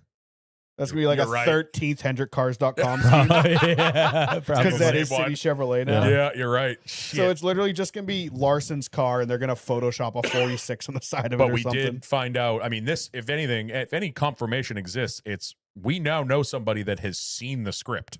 Correct. So that means I it's don't know real. if he saw the script. Well, I don't know if but- he saw it, but he heard what Had, it is. had a conversation with the people that are doing the things. Exactly. So Which is, I mean, That's- whether they liked it or not, it's a very good sign that they're communicating with the sport. yes, Like, obviously, Days of Thunder 1 worked very closely with Hendrick Motorsports. They were in person during a test. they were in. No, they were at Auto Club. Not Auto Club. Wow, sorry, throwback. They were at whatever Oh. Atlanta is now. He said Echo that the Park. people were there It's at Atlanta. Atlanta, like the script writers and some of the people involved with the movie Yeah. were there Atlanta weekend, and that's where he talked to them. Good sign. All right, we'll keep moving here. We got Just Joe keep Gibbs. them away from Denny. We got Joe Yes. Gibbs Racing in the news because they announced that Taylor Gray was re-signed for 2027. Cool. Who? The other Gray, one of the Gray brothers. Yeah, who gives a shit? Rick, yeah, Right, that's exactly. kinda why I'm how just, I that's why I'm feel. just trying to keep digging. Oh yeah, they re-signed him. Okay, he had the most amount of money to sign up for their. You're giving him rally car. triple the amount of time I was going to because you keep talking. Yeah, maybe Rick he'll Ware pay us. Racing's in the news because we found out today that Tommy Baldwin is no longer with the team. Yeah, apparently they disagreed on something and decided to, instead of continue disagreeing, just remain friends. The only thing we can assume is that Tommy probably was like, hey, can we put somebody other than your son in the car? Yeah, can we just not suck? Yeah, can we maybe try Yeah. a little bit? Yeah, they got beat this weekend by 2 extremely part-time cars. Bad. So Really, really, really bad. All right. We got Jimmy Johnson in the news for 2 reasons, actually. We got Jimmy Johnson now will have a star on the Hollywood Walk of Fame. Oh, I didn't even hear about that. Yeah. Has that First NASCAR? I was motorsports. going to say, is that a NASCAR driver ever? No, first motorsports Wow. Driver. to get a Hollywood Walk of Fame star. So good for him. Yeah. That's sick. Good on him. We also found out that Jimmy Johnson will be running the 48 car for his 13th final race at the 2027 Daytona 500. I love it. I think it's Yeah. great. Did they I heard there was people thinking it might be sponsored by Ally, but the way No, I it's- read it was basically that, like, Hendrick, when he made the announcement, he was like, we spoke with Ally. I think that meant like we asked permission, Right. if that was cool with them. I yeah, don't because think that was the whole reason why Bowman switched to the 48 in the first place was Yes. because of Ally. yes. Ally wanted to stay with the legendary 48. That's why they joined with Jimmy Johnson. And that's why Bowman switched to the 48 when Jimmy Johnson retired. Rick Hendricks said he got permission from Ally to do it. So everyone heard that and went, oh, Ally's going to sponsor Jimmy Johnson in a Toyota, which makes no sense. So it was literally just Ally allowing them, not even give away the 48, allow the Alex Bowman to have a different number. Right. Because that is part of their deal. We have not heard what Alex will be running. DBC pretty much confirmed it. So we all assumed rightfully that it'd be the 25. That is Hendrick's other famous number. Right. Hendrick Motorsports was always the 5, the 25. Then Jeff came in, then it was the Yep. 24, and then Jimmy the 48, and the 25 was always sprinkled in and out, and the 5 was sprinkled in and out. And so 5 is like the 5th Hendrick number. Like 25. 88, 25, I'm sorry. 88 was like Junior's number. Right. And that's obviously gone. So Well, 25 was 25 the was high their- speculation. 25 was Hendrick's original number. Yeah. And Right. then the other, no, it's 5. The All-Star car. Oh shit, you're right. 25 It was was the second car. Tim Richmond. Yeah. The GOAT. The other Ken Schrader, too. speculation, which was a fun one, It's not Tim which Richmond. was 46 in honor of Days of Thunder 2. I thought that was a really fun theory. Yeah. It wouldn't be that big of a stretch from the 48 to the 46 for Days of Thunder 2. But DBC worded it like this. It's Alex Bowman's final Daytona 500. So if you look at it, they're letting Alex Bowman run the number he wants to run. And they referred to it as Alex Bowman's number. He gets to run his number for his final Daytona 500. Alex Bowman's number in all of his dirt stuff is 55, 55X, 55A, 55B. Like that's what he runs on all his dirt stuff. So I'm assuming that Joe Sanchez will live on in the Cup Series next year because Joe Sanchez runs a 55 Ally car and all of his iRacing stuff. So Joe Sanchez will be in the 2027 Daytona 500. Congratulations, Mr. Joe Sanchez. Yeah, I mean he worked hard for it. He really did. But yeah, Really that- did. I'm assuming it's 55 going off of what DBC said. And with that, we bring us to my final bit of news. Norm has been on watch for a few days now. That is the 3rd time you've done that. Yeah, you've been doing it a that lot was today. the table moved. I didn't do nothing. Alex Bowman announces that he will be retiring officially at the end of the 2027 season. Not surprised. I'm surprised he's going another year. Hendrick threw the bag at him, I'm guessing. I don't think he wanted to come back for another year. Doesn't sound like it. I think he was ready to go, and Hendrick's like, we don't have a plan. Can you please drive our car one more year? Yep. Like DBC literally said that. Like what I suspect, I thought Bowman was done. When Bowman came back from the Vertigo, I think he was really happy to be healthy and able to drive the car, but he has not seemed like he has given a fuck since. Yep. Like there have been a couple good races, but he's not chatty on the radio. He doesn't seem like he's really fun after the race, before the race. He just doesn't seem like he's into it. Yep. Obviously, somebody that's been beat up as much as that kid has, I wouldn't really want to do it either. Yeah. Because every single corner you go in, you're just like, am I going to break my leg, my back, get another concussion? What's going to happen this corner? He said on the teardown, he's still doing therapy for the back. He said he re-hurt it at Michigan last year, that monster hit. Oh, yeah. So, yeah, he's doing another year. I think it's a blessing to Hendrick. I'm happy for him. I'm glad. It sounds like, honestly, I assumed it was going to be injury related. We all did. Like, I'm sure it's helping him make this decision, but Yeah, there's no way that's not involved. No. No it was matter a what predetermined he says. decision. He said when he joined Hendrick Motorsports, he told him 10 years. He apparently he told was him, with I want to be out of the car before I'm 35. Yeah, he talked about it with the Gluck interview on the Thursday Gluck show. He said that when he joined Hendrick, he was sitting down with a financial planner, and he basically was like, I don't want to be doing this after 35, 36. So this has been the plan all along, apparently. Man, imagine if we were retired already for 5 years. Tell me about it. Next year. But he also said, he said it wasn't injury related, which again, we kind of think they definitely helped push him in that direction. But he also said he has stuff playing footsie with you. He also has stuff he wants to do. Obviously he's in a pretty healthy relationship. Are they engaged? Married. I think they got married. Did they? Okay. Or No. he's engaged to be married. I think they're engaged. I don't think they're. He got engaged last offseason, get married this offseason. Probably. But he talked about maybe wanting to have kids, and he, obviously there's plenty of drivers that have kids and still do this, but he said he doesn't want to do that. He wants to enjoy having a family while he's still in his mid 30s. Well, I'll just use him as an example because he was very much emotions on his sleeve. Kyle Busch, you knew how Kyle Busch felt after the race. Yep. Do you think it was fun at Kyle Busch's house if he came home after getting wrecked? No, he probably wore that until at least Tuesday. And Alex Bowman seems like he does that, but it's more internally. Yeah. Like it's last week at North Wilkesboro. If it was up to him, he would have retired that Monday because he was miserable all week. Like he was doing his interviews and he was like, I'm still mentally kicking myself for last week at North Wilkesboro. So it's that kind of stuff where he's like, I don't want to bring that into my daily life. Yep. Changing diapers and doing that kind of stuff or raising kids or taking them to school or making them lunch, whatever you're doing as a parent. And he goes, and I'm still pissed about Sunday. He goes, I didn't want to do that. Yep. So I totally see it. I think it's super mature of him. I wish he could have had a good couple seasons running up to it. Obviously, the injuries have made his last couple of years pretty miserable for him. Right. I'm happy he's going out on his own terms. I think this is a big FU to all the people that are constantly calling for him to be fired. Because he'll have never gotten fired. And also, Hendrick apparently was never anywhere close to doing it. Yep. To the point where they begged him to come back for another year. Yep. Which is great to hear. He's part of the family. He's staying with Hendrick. Not to the extent of Jeff Gordon, but he's staying with them for their Hendrick performance stuff. Yeah, and he talked about wanting to drive his drift car. I'm assuming just track days and supercars.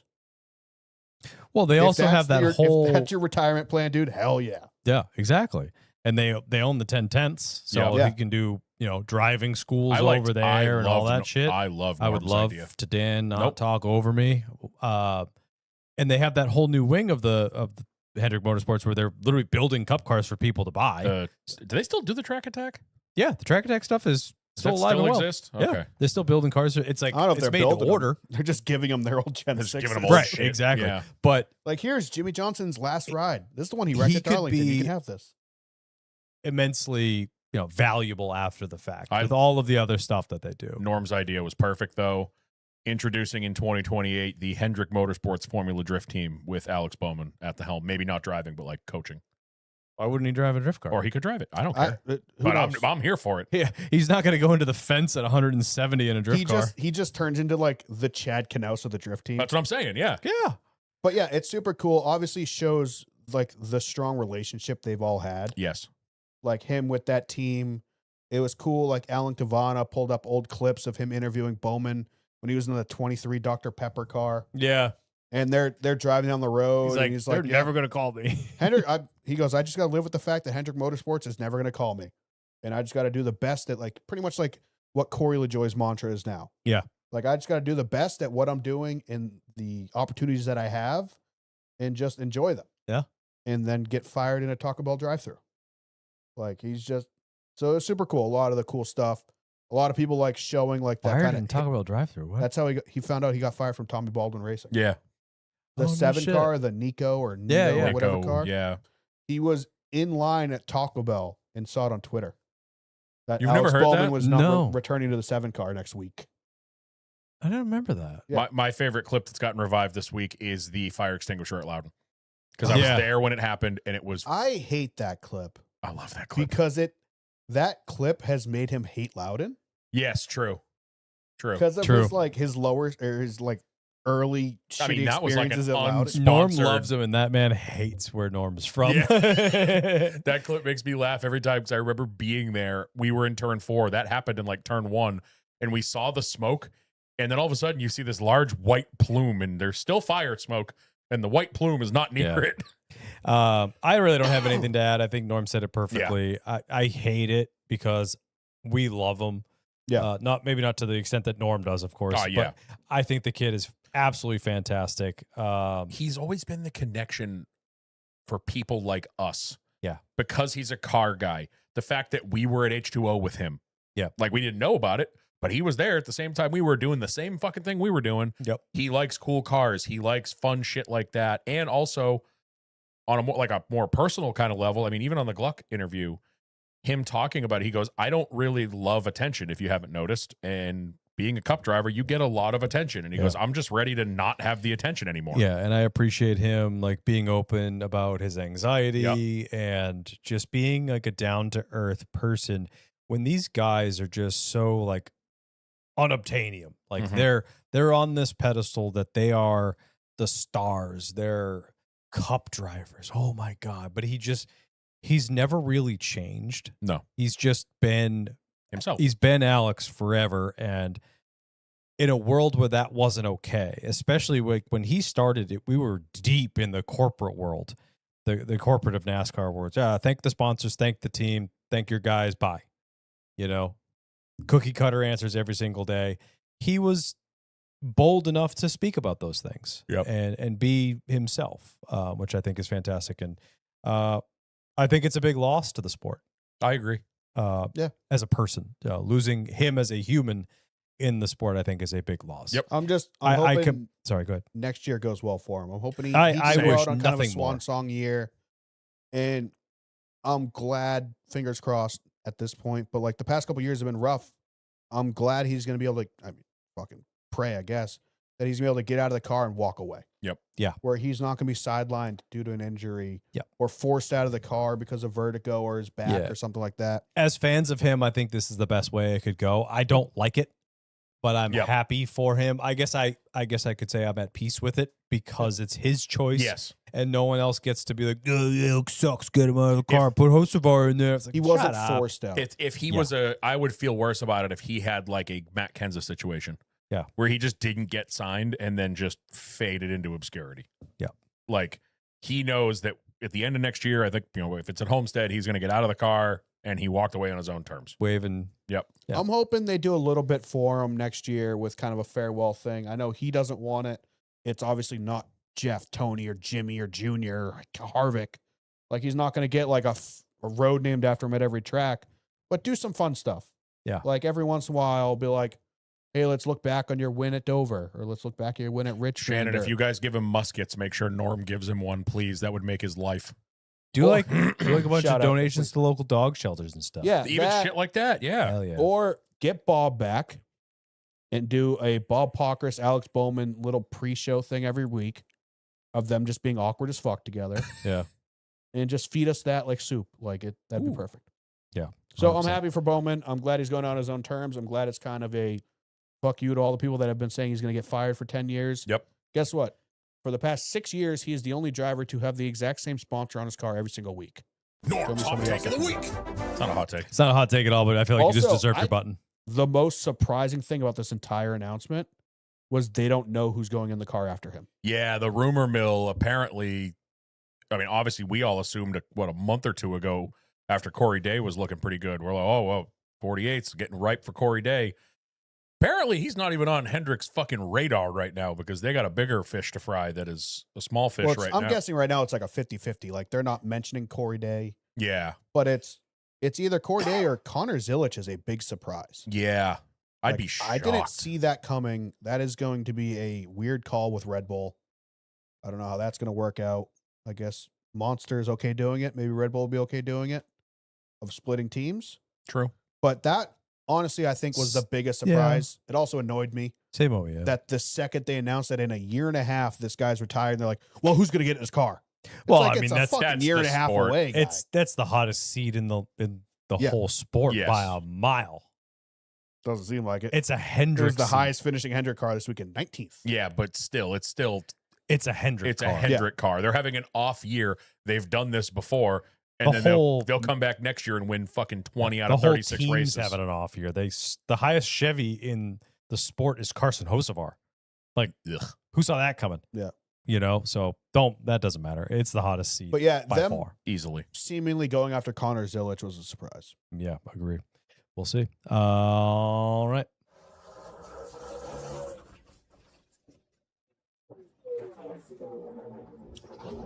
All right, we had a triple header weekend, 1 at IRP, 2 on the big track. Nothing happened in any of them. No, pretty much. The O'Reilly race is the one to talk about. But first, we got to talk about the names. We had, saddle up, boys. We had the T-Sport 200 presented by Warren Industries No. at Indianapolis Raceway Park. Like Thor. Oh, there's Sport? more? Yes. Jesus. Just stop. We had, Well, it's Lucas Oil Raceway Park. sorry. Lucas Oil, Indianapolis Raceway Park. We had the T-Sport 200 presented by Warren Industry at Lucas Oil Indianapolis Raceway Jesus. Park. Why? That's a paragraph. It sounds like all the hardcore band names that are full fucking sentences. Yeah, like if you have to, whatever. That's so. Yeah, dumb. it's terrible. Don't worry. It's just as bad If your race name sounds like a run-on sentence, we've gone too far. because then we had the Pennzoil 250 presented by Take 5 Oil Change. That sounds way better compared to the first one, but I still hate It's it. because it's good brands. It's Yes. brands that we like, but it's still shit. It was the Pennzoil 250 sold done, And then the Brickyard 400. but that was Classic. also no. It was the Brickyard 400 presented by PPG. Oh, well, that one I- actually they wasn't I'm listed. okay with it because it's not the Brickyard 400 Indianapolis Motors What was Raceway the one? presented by PPG. Didn't the Brickyard have Echo a Park? Okay, so I will say, I was thinking about this last night. The presented by bothers me, but it doesn't bother me as much as when the sponsor takes over like a classic name. Wasn't there a Brickyard 400 like before we went to the road course? It had a sponsor at the start of it. It was like the Verizon Brickyard 400. Oh, yeah, probably. Like when the Southern 500 went to the Mountain Dew Southern 500. Like I kind of hated that. I was like, no, Yeah, it's I just don't the like Southern that. 500. Like, you Yeah. the presented by. Although sucks. Cookout jumping in, Cookout's good I think it was Cookout. because Cookout works. Because Cookout it's just Southern like, 500. Yeah, it's 'cause it's like, okay. oh, we having a Cookout before? It's, like, I mean, I it's like all the right. Cookout Clash is good though. Cookout anything because it's just says Cookout. Yeah. I don't even know what the brand was. It just said Cookout. I mean, it could just be something you're doing at the track, which is great. Yeah, having a Cookout. What is Cookout? Yeah, so it was officially Is it a known as restaurant? It's a it's a fast food restaurant. place, I It's think. it's like a In-N-Out burger. I think it's like a burger joint. Is it good? I don't know. Anybody in the chat been to Cookout? Yeah, help. Oh yeah, so here we go. Previous name. So it was the Brickyard 400, the Allstate 400 at the Brickyard. Oh, I forgot about that That's one. the one. Yeah. That's it. The Brickyard 400 presented by Big Machine Records. Yeah. This one might be the worst Oh no. of all time. Go ahead. From 2012 to 2014, it was the Crown Royal presents the Your Yeah. Heroes Name Here 400 at the Brickyard, powered by BigMachineRecords.com. I forgot about that. Yep. The Okay. Brantley Gilbert Big Machine Brickyard 400. The Please big. stop. Oh my God, these are so bad. The Please Big stop. Machine hand sanitizer. Oh, that was 2020. We had a hand sanitizer year That's because right. I of COVID. forgot about that one. The Yeah. Well Tequila. Oh, dude, it's just like I don't like when with these iconic races just get ruined by like. Oh, here no- we go. Kevin Miller. Cookout is like a drive-through barbecue joint that allegedly is Oh, okay. Cookout gives you crazy owned- migraines like every It's owned time. by that little shithead in the ARCA series. Is Is dead. yes, yeah. Oh, okay. But like the Daytona 500 doesn't need a sponsor. Leave it alone. Yeah, but if we had like the Daytona 500 presented by Mobile One, I'd lose my mind. I wouldn't because it's like such a small thing. Like it's still like the name, and then it's sponsored by this. Like I wish every track had that. Like the New England 301 presented by Dollar Tree. If it was one name, like the Atlanta 500 presented by the Lucis Fast podcast, fine. I think that should But if be you it got every week. sponsor before, sponsor after, that bothers me. The World 600 presented by Coca-Cola. Yeah, that's fantastic because it's got its own name. I It's think- not I think- sponsor 200 presented by additional sponsor. Chris, I'm I'm going to here- drive I'm by here your for house that. on the way home and beat I'm you. here for every race having their individual name presented by the sponsor. That I love that. Like the Cup Series isn't the Winston Cup Series anymore. It's the Cup Series. These are our Yeah. But if- main sponsors. But if all of them were Southern 500 presented by Cookout, Yep. Daytona 500 presented by PPG, New England 301 because we go the extra mile presented by Mobile One, that'd be perfectly fine. But if it's the McDonald's 300 presented by Take 5 Oil Change, it's like sponsor before, number, sponsor after. Yeah. That pisses me off. The double Yeah. sponsor The thing Quaker pisses me State off. 500s presented available at Walmart. Presented by Walmart, only available in Walmart on aisle 12. Yeah. I'm completely okay with the presented buys if the race has If there wasn't one its before. own name. Yeah, Yes. agreed. I agree I with agree that. with The that. Brickyard Fine. 400 can be presented by anything it wants to be. I agree. Presented by Brick Cleaner. Presented by the creek that they're all tossed in. Presented by a wire brush. Yeah. They probably did more damage. Also, Grand National Series Sending presented Mamba by into the O'Reilly's. creek was hilarious. the fucking The fact that he line- was tiptoeing on each rock, not tiptoeing in getting his Jordans. not getting his Jordans. But did wet. you the line of the I thought I cracked up laughing with him and Letarte, both New England boys. Obviously, Steve, I don't know exactly where he's from, but he must be from the coast. He's like, "Oh, get your clamming tools out. You've been clamming before." And Mamba just deadpan to the camera. I live in Vermont. We do maple syrup there. Yeah, There's no ocean. Yeah. Shut the fuck up, Steve. Steve's from like Portsmouth or something. He's from the coast somewhere. I don't remember.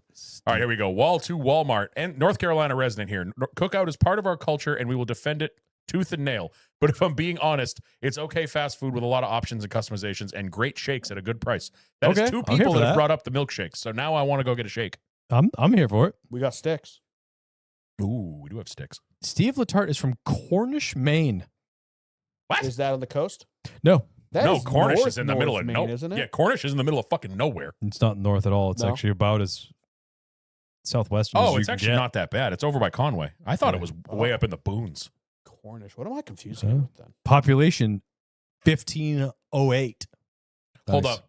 1,508? Yes. Yeah, Yes. okay, so that's like where I live. 1,508. I've heard of Wall to Cornish, Walmart says it's currently watermelon shake season and your boy be getting thick. Dummy dick. And apparently, according to Carteropoli, their milkshake menu has like 40 flavors. Now I Holy got to go to North shit. Carolina. Fuck. But Wall to Walmart is only 2 C's thick, so he's got some work to do. Keep digging, brother. You got to be 3 C's thick. All right, yeah, the truck race, Lane Riggs absolutely mopped the floor. He led 198 of the 200 laps. So what is there to talk about? Boys, the closest cookout is in Salisbury, Maryland. It closes at 3 a.m. We can make it. It's all motivation. Yeah. I mean, we probably No, could. we couldn't make it. It's a 7.5 hour drive. Okay, that means we could make it. Wow, watch what Dan do math in his brain. Is We really wouldn't- we fun. wouldn't We'd make have it. to shave We- 30 minutes We'd off. have to shave 30 minutes and we'd be there just in time for closing. We could shave Kyle, you're 30. driving. Yeah, take the truck. We just could shave play 30. fucking techno Just music. call all the way Dad's down. house. Just get Dad's helicopter. The helicopter? Yeah.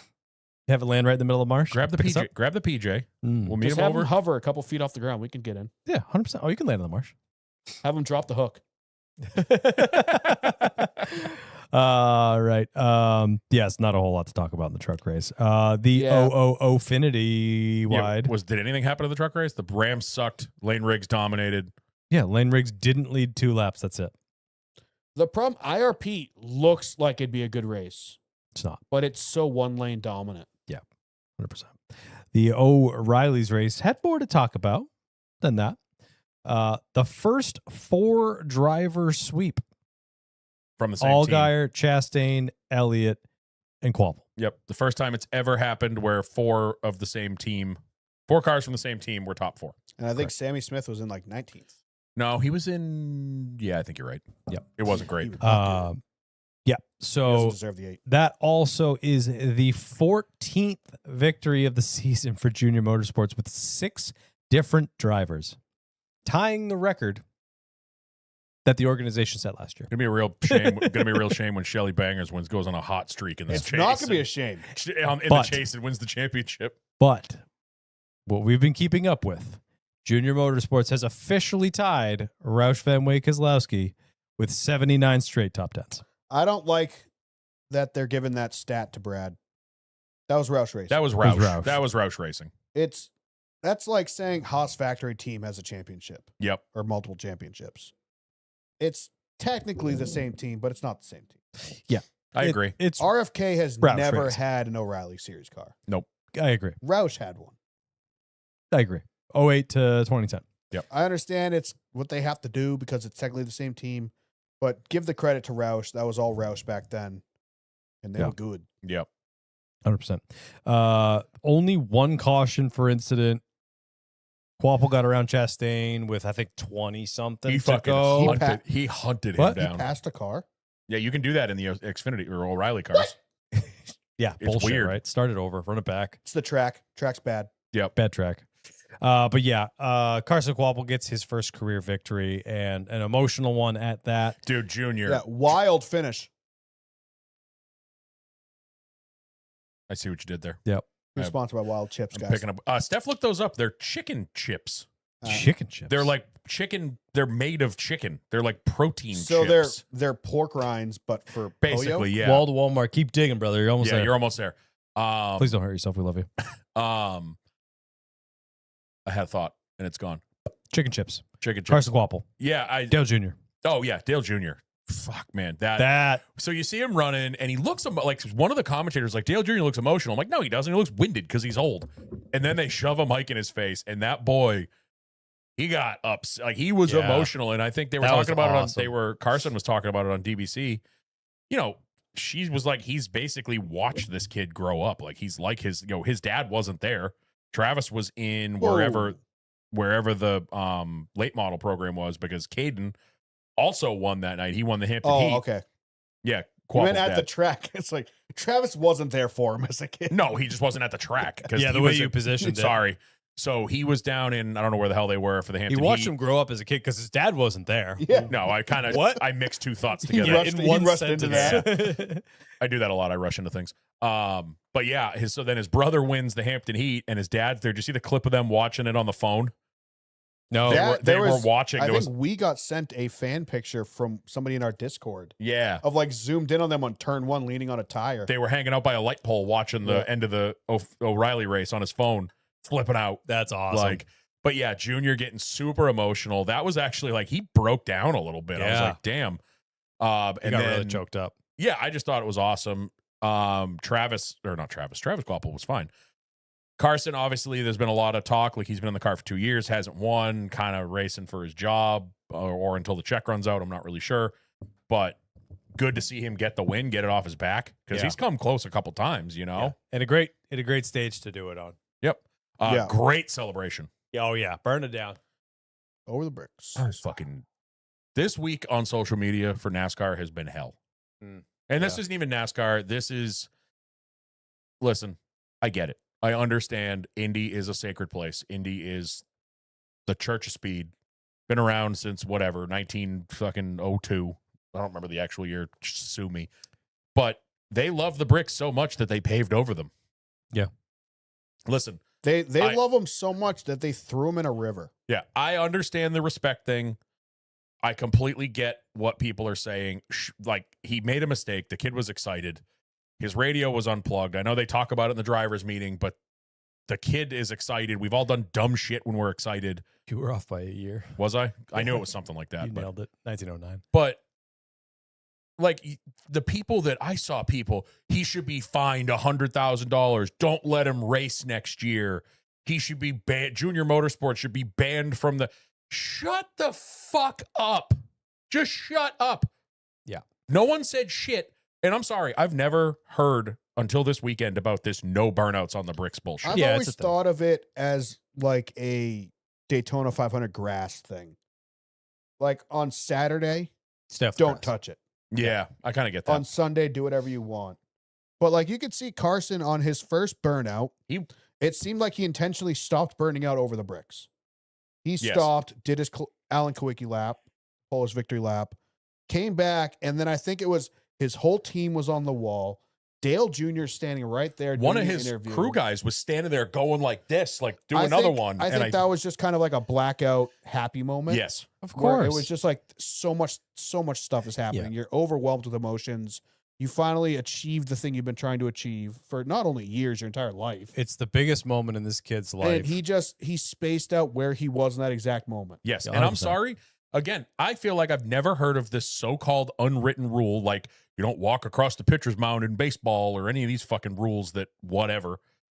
I go back, I Google Indianapolis burnout. I have 8 different options of Kyle Busch, Brad Keselowski, Jimmy Johnson, I want to say Newman. I forget which car it was. I had all these options of past NASCAR races with guys doing donuts on the bricks. I don't remember a fucking uproar and people screaming that he should be fined and banned and that Junior had to make an apology, I think and it's it wasn't because good Junior enough. addressed it. No, it was going on before that. I way will before say that. though, hell of a week for Carson to get his first win after catching strays on Twitter all week.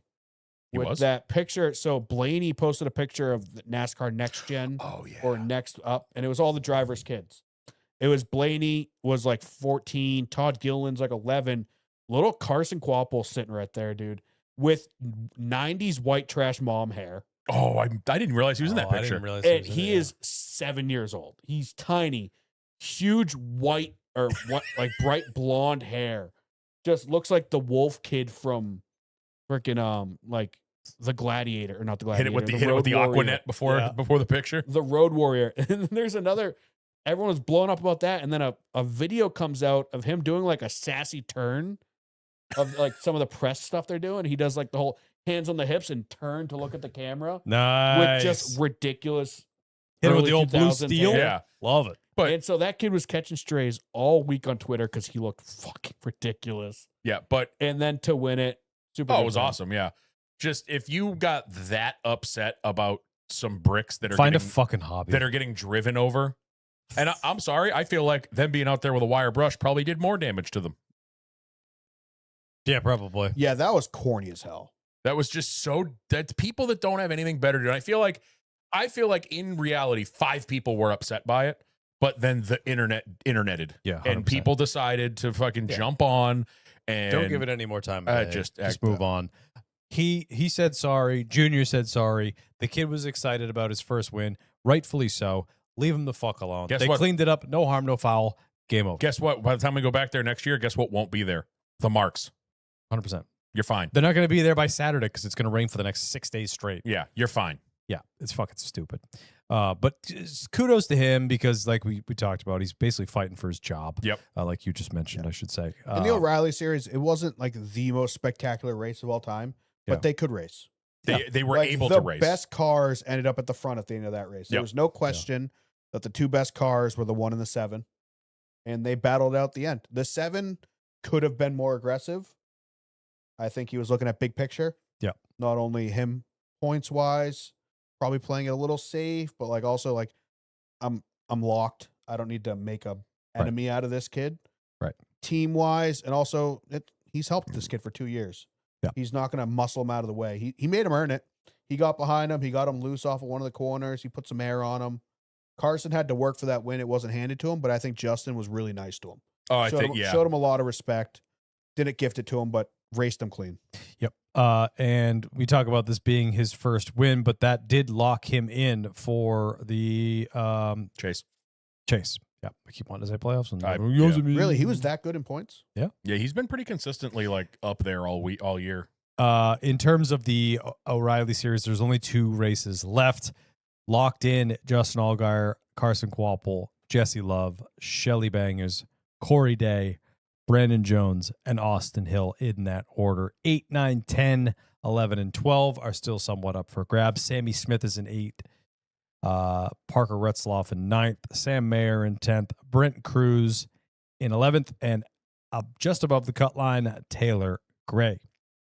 Just below the cut line, we have William Sawalich and Raja Karuth. Oh, Raja. It's Uh, crazy the not great years those Joe Gibbs guys are all having. I think everyone feels like they're having a not good year if you don't drive for Junior Motorsports. Yeah. Pretty much, yeah. They're probably having a perfectly fine year. It's just getting overshadowed by. Sam Mayer has been having a struggle fest. And he's holding on to 10th or 9th, where Yeah. he's at right there. Yeah. But he's had a miserable year. Sheldon's had a clean one. The 2 RCR cars have been really quiet. But yeah, otherwise, JRM all the way. Yep, 100%. So hopefully Raja can squeak in there. He's in the 88 for the rest of the year. This was his last one. Yes. He did decent in the 32 for most of the race. I don't think he finished that well, but he was a little bit more competitive than I expected to see him here in that 32 car. So He's been doing that all year. He's been dragging that 32 car to halfway decent finishes. yeah, he's just kind of ruined some of his promising finishes in the 88. Yes.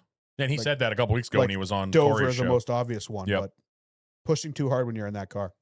So hopefully he can outdrive some of those JGR cars and get himself in. Yep. And then that brings us to Sunday. Eh. It was a race. We had Worst one. race of the year? I would say the according worst to race of the according year, to Gluck's poll, by a landslide. Worst race of the past 2 years? probably. I mean, yeah. last year's wasn't any better, but we had a late race restart that at least made it We had seem 2 like something overtimes. happened. Yeah, we had 2 overtimes. It's- Go I ahead. hate it. I feel like this track most defines what's wrong with the next gen. I 100% agree. The track is not the raciest track of all time. It's a 1-lane, really fast track. Flat corners. But the problem is, in the next gen, the lead car can affect the back car so much, you can't do anything.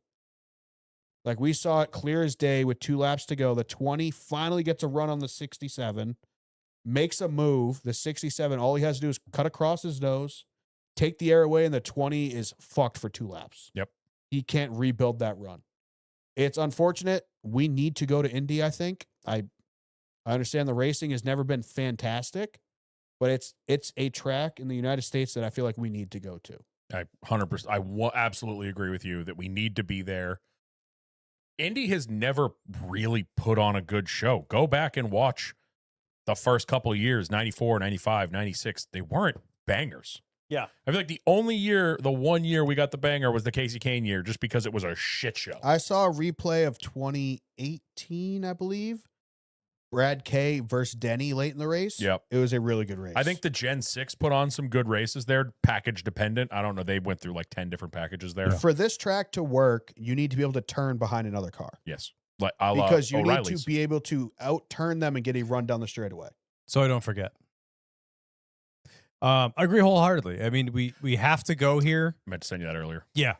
We absolutely have to. It is the crown jewel. I don't care what. And we the do fuck not need to Kyle- go to the road course. No. Making that I don't correct. give a Kyle fuck. Petty can Oval go only. eat Kyle fucking Petty shit. needs to shut the fuck up. Kyle Petty just likes hearing himself talk, and I think his whole shtick now is what Hot can take. I rile Twitter up with, and he says it, and It works. And then he goes, "Oh, I thought it when we first went there in 94 or 93 to do the test. Did you listen to the Oh, yeah. teardown or with that or with the Gluckcast, Kyle clickbait, we call him, because all he does is get clickbait. dude? It's just like that's all he's done for the last That's couple of it. years is just all he does. he just throws out this opinion that he knows is going to piss people off, and it works. And it's Yeah. like, dude, shut the fuck. Like, I kind of get where when I was listening to it, I tried to put myself in his shoes when they first went there in 93. I get it. I get what he's saying. He didn't grow up with the sport going there. Everybody in that time frame before 1994, that was a new thing. That was 30 years ago, 32 years ago. It is now, they were talking about on DBC today with Corey Heim.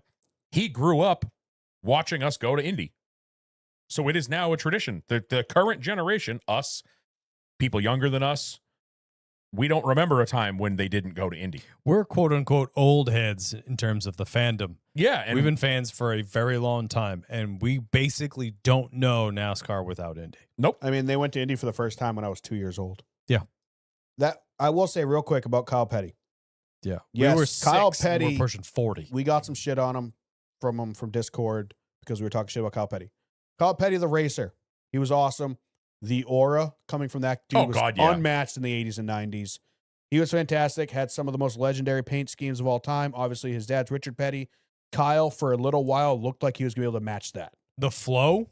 The flow was unbelievable. NASCAR has given Kyle Petty everything in his life, and it's also taken away some of the most important things in his life. Yep. So all the respect in the world to Kyle Petty. The things he's done about safety in NASCAR, the things he's done with Victory Junction Gang, even the Kyle Petty's ride, that 100%. charity ride he does, Absolutely. all fantastic stuff. Kyle Petty is a cool-ass dude.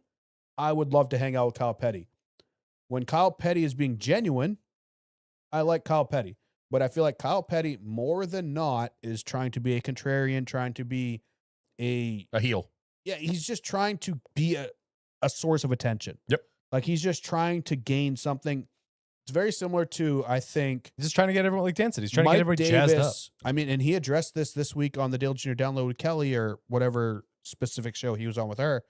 But he felt by the end of his tenure at the Dale Jr. Download, he was just contradicting to contradict. Yep. Just because it seemed like it was more entertaining or the show would have more purpose if it was two disagreeing points discussing something. Where I feel like that's kind of what Kyle Petty's doing right now. Yeah. Mark Martin does it to an extent as well. Yep. Just like he is so set in his specific ways about specific things that it kind of makes it like it takes away some of his other points. He randomly, like yesterday or 2 days ago, Mark Martin randomly posted a picture of a car from the 90s. He's like, "Wow, this car looks really good. Wonder why?" And it got a whole fucking shitstorm started about number a picture placement. of a Ricky Stenhouse car from 2018. Maybe that's what it was. Why don't Cup cars look this good anymore? That's what it was. Spoiler, the current Cup car looks better than anything from the 90s through the 2000s. The current Cup car is fucking gorgeous. 100%. It races like a bag of batteries, dude. It's shit. Like it rolls down a hill like a fucking Rubik's Cube. Like it's terrible. So what you're saying is it's not a frog in a sock? It's as hard. Somebody make the shirt. Make a bag of batteries shirt. I don't know what that means, gen on it. but you know it when it drive good. But it's just like I've said it since day one with the next gen. You've said bag of batteries since day one? Yes, I've stood on that fucking pedestal for years. I've stood on my soapbox. What kind of battery? To the world. What kind of D batteries, obviously. D batteries? Yeah, obviously. What are the ones that you can touch your tongue to it, get electrocuted? No, these cars Those are 9-volt batteries. The 9 volts, These are the big thickums. Yeah, those are the ones that go in the smoke mag lights. detectors. Mag Yeah, lights. mag lights. Oh yeah, and you can hear them like shaking up in there, dude. Like, all right. But yeah, Bag of batteries. the next gen. It's not a pillowcase of batteries. It's a bag of batteries. Is the What bag kind of of batteries- bag is it? Is it It's the bag? a plastic shopping bag Like the that you Shaw's know is bag? going to rip Yeah, immediately. grocery Is it- store bags? Is it the Yeah. bag that you take them to the ocean in to throw them in? That's the No, only they way just you do That's that can- right only off the car boat. batteries. That's only car No, batteries. They just do that right off the No, boat. no, the regular batteries you do that too because with the shopping bags you get the two handles, so you could give it a swing around a Yeah. few times. Well, they make the little claws you can pick up batteries with. Oh yeah. That's probably what they use. when Are they you supposed drop to off throw the side of that the boat. with the battery? No, or you're supposed to try is to there let like it a go. release? You gotta be good with it. Oh, No, okay. I think it's a quick flick and it releases. Oh, so you give it like a round. Do you go full windmill or do you go like no, back I think and it's swing like forward? a straight out. Oh, to flick of the so wrist. it's like an ejecto. Yeah, it's like a rock'em sock'em punch. Yeah, that's it. That's how you toss your batteries. Yeah. Jesus Christ. Or you just be a Sitting on man the and you dock pick of it the up bay. with your fingertips on the very edges of it. Oh yes. Watching until this you bleed. battery Fly float away. But yeah, the next gen, the one thing it does is looks good. Looks amazing. Especially There Kyle was- Larson's car at the ceremony last year, the championship ceremony, when They Cliff lowered it. Daniels slammed it on his fucking nuts. Dude, and it looked sick as fuck. yesterday They're they had cool. they had a camera shot at the end of pit road. And there was a couple pit cycles where like 3 cars came down. There was one, I want to say it was Priest. It was a Ford. I know it was one of the Mustangs. And it was a really low shot and they zoomed up pit road and the thing's coming at me. And I'm like, that thing looks so good. This race is like ass. Yeah. It's Denny on his show today said last year, outside of a restart lap, there was 8 total passes. 8. This year can't be much better. Probably not. And it sucks because it's wrecking a crown jewel. It is. This car is ruining the races that get the most attention. Yep. I know not everyone's super speedway racing. Super speedway racing is shit. I don't give a fuck what your opinion is. The ones that get the most TV ratings are being ruined the most by this car. and we don't need, Daytona, Talladega, Indy, these types of big Bristol. races, Bristol, they're fucking shit because this car is too good. It's ass. and like we said, we don't need to sugar. This has never been the raciest track. No, We No. don't need to 550 this. No. We don't Yeah. need to somehow turn this into a super speedway style racetrack. But it's just you need to build a car that the trailing car has a chance. Yeah. Right now, the trailing car has no chance. Nope. The 67 was not the best car all day. He was good. And Booty Barker called a hell of a race. Yeah. But he was a 3rd to 6th place car. I think they said that on DBC. There's a very fair assessment of where that car was speed-wise all day. Well, but at the end of the race, he had 2 good restarts. The other lane did not. He got clear out front, and you can't pass him. The cars are so equal, and NASCAR has put them in such a box, minimizing as many adjustments that they can make, destroying practice, not bringing it back. I understand why practice went away because of COVID, but they never brought it back. They've shackled these teams, and the product sucks because of it. Yeah. The mile and a half is a miracle by luck, basically. Well, and it's one of the things too. Denny's talked about this a lot on his show. The biggest issue with it is, one of the biggest issues with it is that the downforce is all under the car. Right. You watch an Xfinity race or an O'Reilly race. I was just, before you guys got here, I saw somebody comparing the last 2 laps of yesterday to the last 2 laps of the year Riley Herbst won. Banger. The 2 laps. Xfinity race. I hated it. Go on. But he catches Cole Custer in the corner, and he's able to get on his corner, and Cole gets unsettled. Doesn't wreck him, doesn't spin him, doesn't even shoot him up the track, just unsettles him enough to get by him.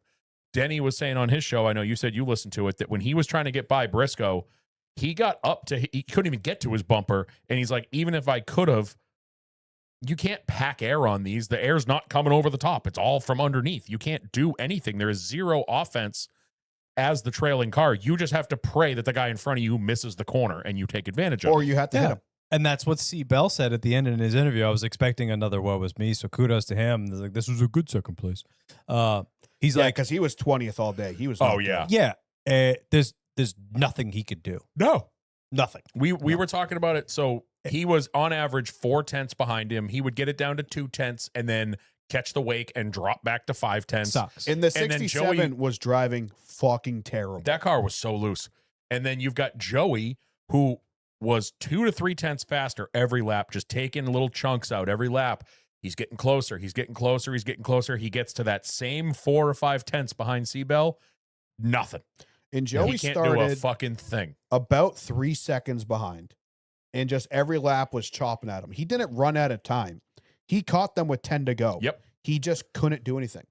There's a half a second bubble between these cars that you can break through, but you can never break through enough. Seabell got a run with 2 laps to go.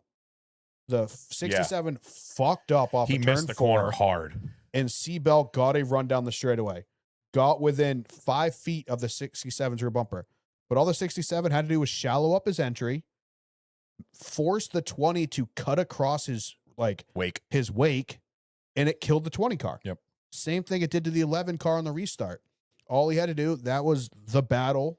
That was a good battle. He made a good block on Denny because that's what he had to do, because that is your only option. I will say if you're leading off of turn 2, you cannot lose that race. I will say the balls to throw that block. Yeah. Put Denny on the fucking apron almost into the grass.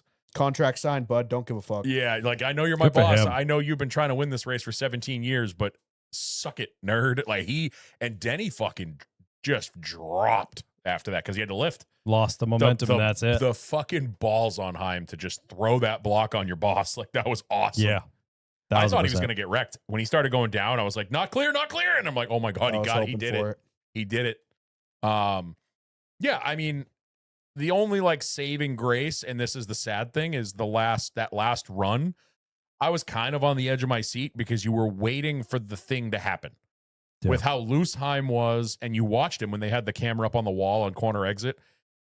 On some of those exits, he was getting real close to the wall, and I'm like kind of up on my toes watching it because I'm like, is he going to smack the wall? Is he going to miss a corner? Is Joey going to catch them? Are they going to get to racing and then Joey's going to get closer? You know what I mean? I was pulling really hard for Joey at the end of that. And then it just never happened. Like, nothing happened. Thought it'd be cool for Penske to win at Indy. Yeah. But yeah, it's just that the trailing car has no offensive weapons. Exactly. It's true at every single race we go to. I mean, look back at Brad and Seabell last year at Bristol. The bump and run doesn't even work in these cars. Yep. Because it just pushes the lead car forward. If you can somehow break through the air to get to their rear bumper, you help them. Yep. We've seen it at multiple tracks where they try to do it. It's just unfortunate because it's making a great track that doesn't race the best, but we should attend it. We should go to it. it's making it not an entertaining watch at all. Like strategy, I don't even think strategy was that good to watch. It kind Obviously, of didn't save we it. had 2 cautions that kind of fucked the race up. Daniel dies at the end of stage 2, gave us a 45-minute yellow flag. Wicked sick NASCAR. Thanks for that. It was a 20-minute white or yellow flag, a 1-lap shootout for fucking nothing. The 1-lap shootout was after the Larson wreck at the end of stage 1. Was that Larson? I Yes. thought that was Daniel that. So No, that Larson, and then another 25-minute caution for 50 seconds of a lap. Yep. It was the dumbest shit ever. You want to complain about race lengths? Yeah. Figure out how to shorten up cautions. That was the other thing that NASCAR Twitter went off about this week. Kyle Larson said that the races are too long. They need to shoot for a 3-hour window, whatever. We kind of touched on it with the Priest interview if you haven't listened to that yet. But yeah, you get rid of stage cautions. People want to compare it to baseball. Oh, baseball shortened their games up and their fandom went up fucking however what 8%, their viewership, whatever. They didn't shorten it to 7 innings. Yeah. They just put a pitch clock on it, made the game go faster. Guess what? We don't have to shorten our races at all. Just get rid of stage cautions. If you want to still reward the points, great. Do it. Throw the green and white checkered flag. Give the top 10 their points, but don't stop the race. Yeah. Because every fucking track, these stage cautions are at minimum 15 minutes because you got to go around. Especially on a track that big. Choose on the backstretch. Yeah. Take that whole lap out. And it's even worse when, like what Norm was saying happened with both of those cautions that happened yesterday. You either end up with a 1-lap shootout that's pointless, or you do the Daniel Dye one where I think he wrecked with like 4 to go in the stage, and they just ran those 4 laps under caution, then did the 20-minute stage caution. It's like, whoa, why did we just Fucking waste a half an hour? Like, So I have a different opinion on stage cautions. Okay. I like stage cautions. We need to shorten them. They should be fucking 2 laps. We don't need to be 10 laps. But I don't want those laps to count. I'm sick of it because we have a 60-lap final stage. No, we don't. We're going green with 51 laps to go in that stage. Look at the trucks at Pocono. They have a 20-lap stage or a 15-lap stage 1 We ran or stage 4. 2. And we say it every year. We're watching the truck race, and there's always we're like, what, they're under caution again? Oh, it's the stage end. Didn't we just go green for the stage? Yeah, they ran 5 laps because the stage is 15 laps long, and we ran 6 under caution. One untimely accident on that first lap, you lose the entirety of the second stage. Yeah. It's fucking ridiculous. I'm kind of with that. The only thing that has been said about that, and I understand, is that not counting the cautions kind of fucks with fuel strategy, but that's something they can figure out. They're smart enough. They should be able to sort that out. We need to shorten the length of them. Yes. If you need to force us to watch commercials, if you want to run a Brez Tree commercial, put the camera on the 3 car for a lap. If Yeah. you want an Ally commercial, put it on the 48 car for a lap. Incorporate it into the thing. We're watching 46 billboards or 36 billboards drive around every week. Use them. Yep. Right. They 100%. pay for that. Use that as your sponsorship. It's just annoying that we have Yeah. 40 minutes of yellow flag. It's, what was that, 5 laps at the end of the stage and then 8 laps under caution.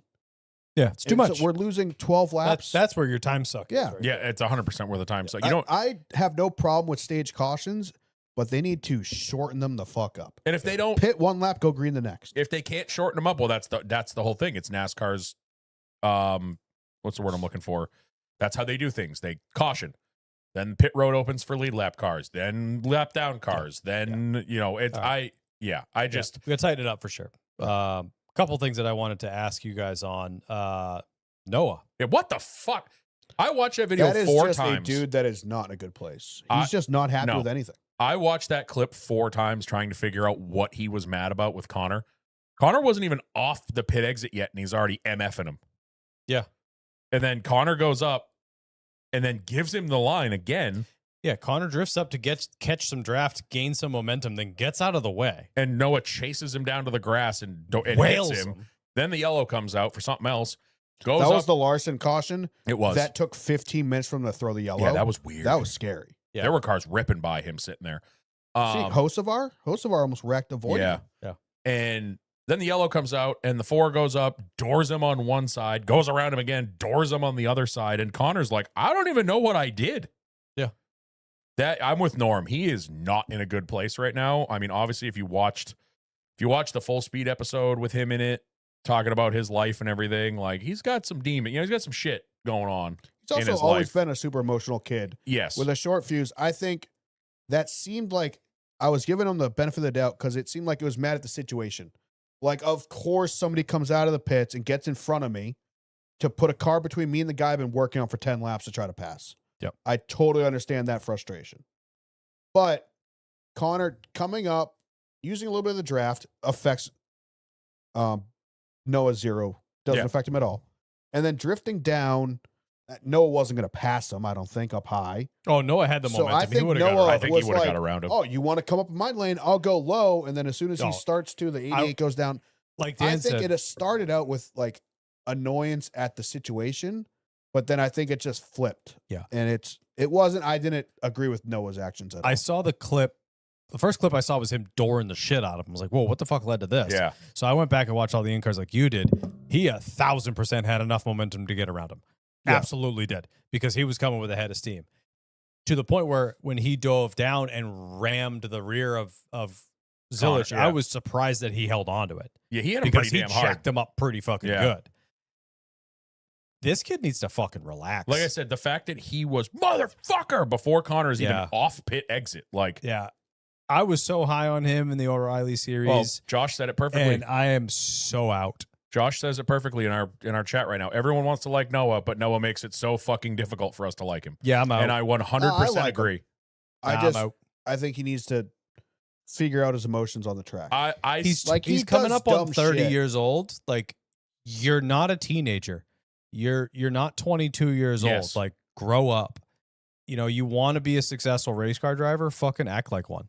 You're 30th railing some car in 29th that just came out of pits for doing absolutely nothing wrong. Yeah. Going absolutely postal for no reason. I understand the frustration. Of course, they're running like shit. They're absolute garbage. But getting into it with Magnussen, getting into it with Zilich, and just melting down on the radio, hitting people under caution. Like, dude, Yeah. grow up. Yeah, I You're agree in with the that. Cup Series, act like it. Yep. And I'm out. So that, not that it matters at all, but you know, we've defended him For a lot of immensely. times. Too much. Yep. It's too much. Yep. And he's it's like- too he's bad like because regressing. he is a great kid. Yes. Like, he's fucking hilarious. He seems like a cool shit to hang out with. But like you said, he's regressing. It's getting like worse. he's turning into like his first year or two at JRM Noah. Yeah.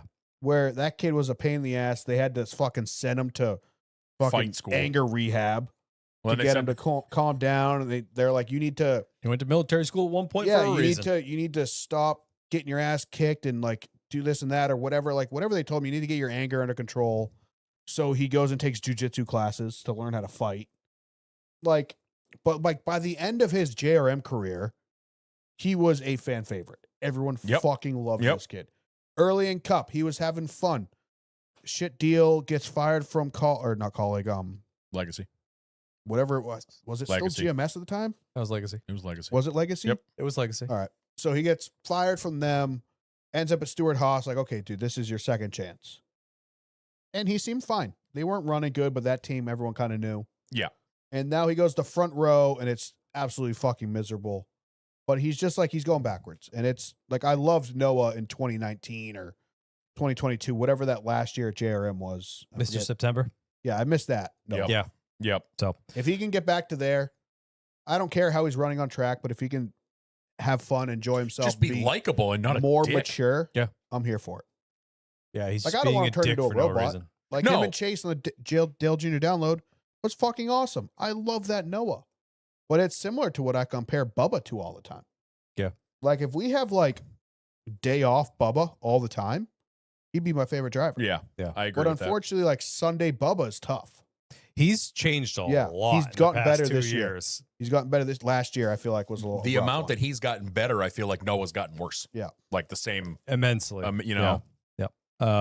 So yeah, it's too bad. It is too bad because I wanted so much success for him. Like I didn't expect him to start popping off wins, but hoping to see him start to improve. You Yeah. know, week by week, year And the over other year, cars- and it's just His teammates aren't doing all that bad. They're not doing great, but hell of a We're lot better talking than about he Gilly is. just won $1 million. they're fighting for, top 20s, top 25s, where every week he's fighting with Cody Ware and Connor Zilich for dead last. Yeah. Every week he's fighting. Yeah. That people with his car. Yeah, could have stopped that. You're right. I could have stopped that whole sentence. There was a period there. I like that. I appreciate that. It's too bad. And yeah. Shouts to Bozy. Did you see the video he posted of Larson? Yeah. Great analysis on his part. I think that's probably exactly why that tire blew. God, that 5 car can't just no luck. Also, Bozy was getting the shit kicked out of him on Twitter this week. Yeah, too. Bozy catching strays for the fuck? race length we thing. We love Bozy. Yeah, that was bullshit. People are scumbags. That blew my mind. I was like, how is he now the villain? Yeah. People are scumbags, but the Larson thing. Larson, that's unfortunate. Not Larson's fault at all. No. That was a fucking hit, too. Yeah, that like everyone's like, oh, greatest driver in the world steps on his dick again. Like, he blew a fucking tire. He blew a goddamn tire. I was giving somebody shit on our Discord. I forget who it was. It might have been was it George? Doesn't Thomas? matter. Either way, they were like, I bet somebody will blame it on Cliff. I was like, yeah, it's fucking Cliff's fault. Probably is. It is Cliff Cliff's set the air fault. pressure. Yeah. Like, it's like every week somebody blames Allen for whatever Chase is doing. And Allen didn't block the 47 this week, and Rick, the 9 car, chased it. I know you're starting to get antsy over there. So one more thing. We got a lot of questions. Yeah, that's fine. The host of our Heim rivalry, I'm fucking here for it. Honestly, that's great. That was the first likable thing I think Carson has ever done, in my when opinion. he swung down and threw the finger out the window, I almost stood up in my living room. I was like, and the best was the booth. Dale and Steve lost it. They were like, yeah! Like, they fucking lost it. And then, fast forward to the end of the race, Corey Heim wins. Just soundbite machine. Gets on the post race. They're showing him it. Oh, I didn't even see it. Well, handing him that big fat L, though. Yeah. And then he's in the media center. And apparently, according to Bianchi, they got like 5 questions in a row about Hocevar, and he finally is like, "Where did he finish?" And someone in the media center was like, "Oh, 9th." He goes, "Boy, you got a lot of questions for someone that finished 9th." Yeah, or about someone that finished 9th. Like, he's just a soundbite. He's machine. on DBC, and he's like, "I wore the ring on the middle finger just for him." Did you see Denny? Denny was good on his show. His idiot producers tried to bring it up, and he goes, "Oh, I don't really want to talk about it." And he goes, What did he? I know you listened to it. What the fuck did he say? He was like, he basically is like, yeah, he owns Carson. Oh yeah, he said something like that. Like, oh, it's funny because like Carson's in everybody else's head, and I feel like Heim's in Carson's head. Heim is in his head, or it's the fact that Carson is trying to get in Heim's head and it's not working, it's pissing him off. Yes, I agree. I think that's what it is. I love it until next year when they're both full time. I hope this continues. Then I think it'll even out a little bit because they'll both get on each other's nerves. Yeah. But right now, Heim can be the cool one because he's like, I'm popping in every couple races. Right. Do my own thing. It seems to bug him, so it's funny. And everyone's like, oh, Heim's got 2 wins out of 15 starts and whatever. It's like Hocevar is the highest Chevy in the whole Cup Series right now. Like that kid is running damn good. Sure, he's got 2 wins versus 1, but like Also, I'm pretty sure you could really put, like, fucking good. Jesse Awuji in that 67 car for the last 30 laps, and he could have won that. Probably. Race. Put me in that car, and I probably would have won. I appreciated Carson doing that. I honestly wish he would have like clipped the box and somehow got a penalty for that. Yeah, that would have been fucking hilarious if he somehow clipped the commitment box entering pit road. But I felt like Carson was like speaking for all of us in that moment because it's like he was just stuck behind the 67 car for 15 laps with 30 lap newer tires. Yeah.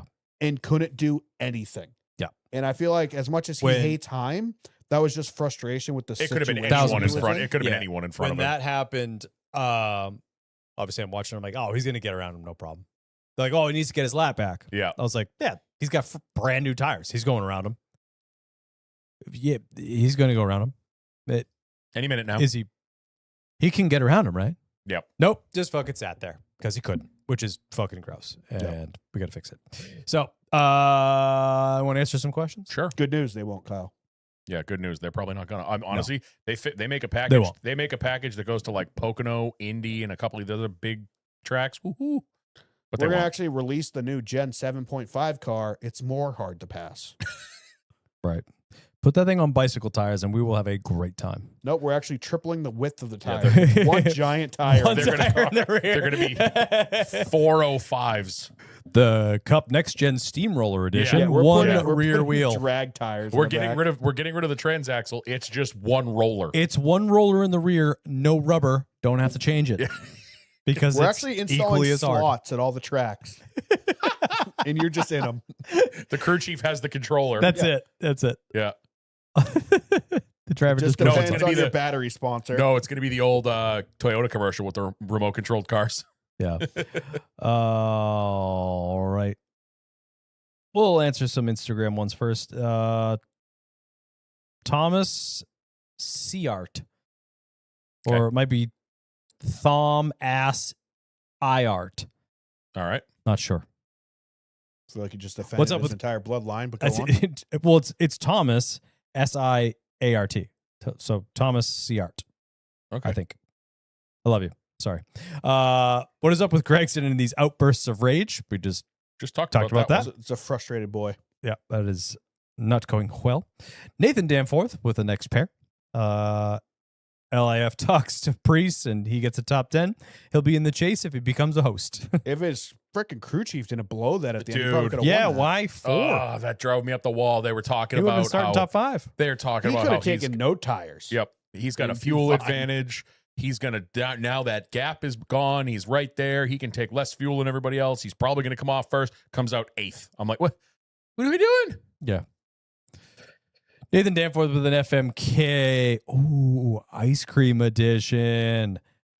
Vanilla sandwich. Okay. Vanilla drumstick. Vanilla Dippin' Dots. I need my Dippin' Dots to have flavor.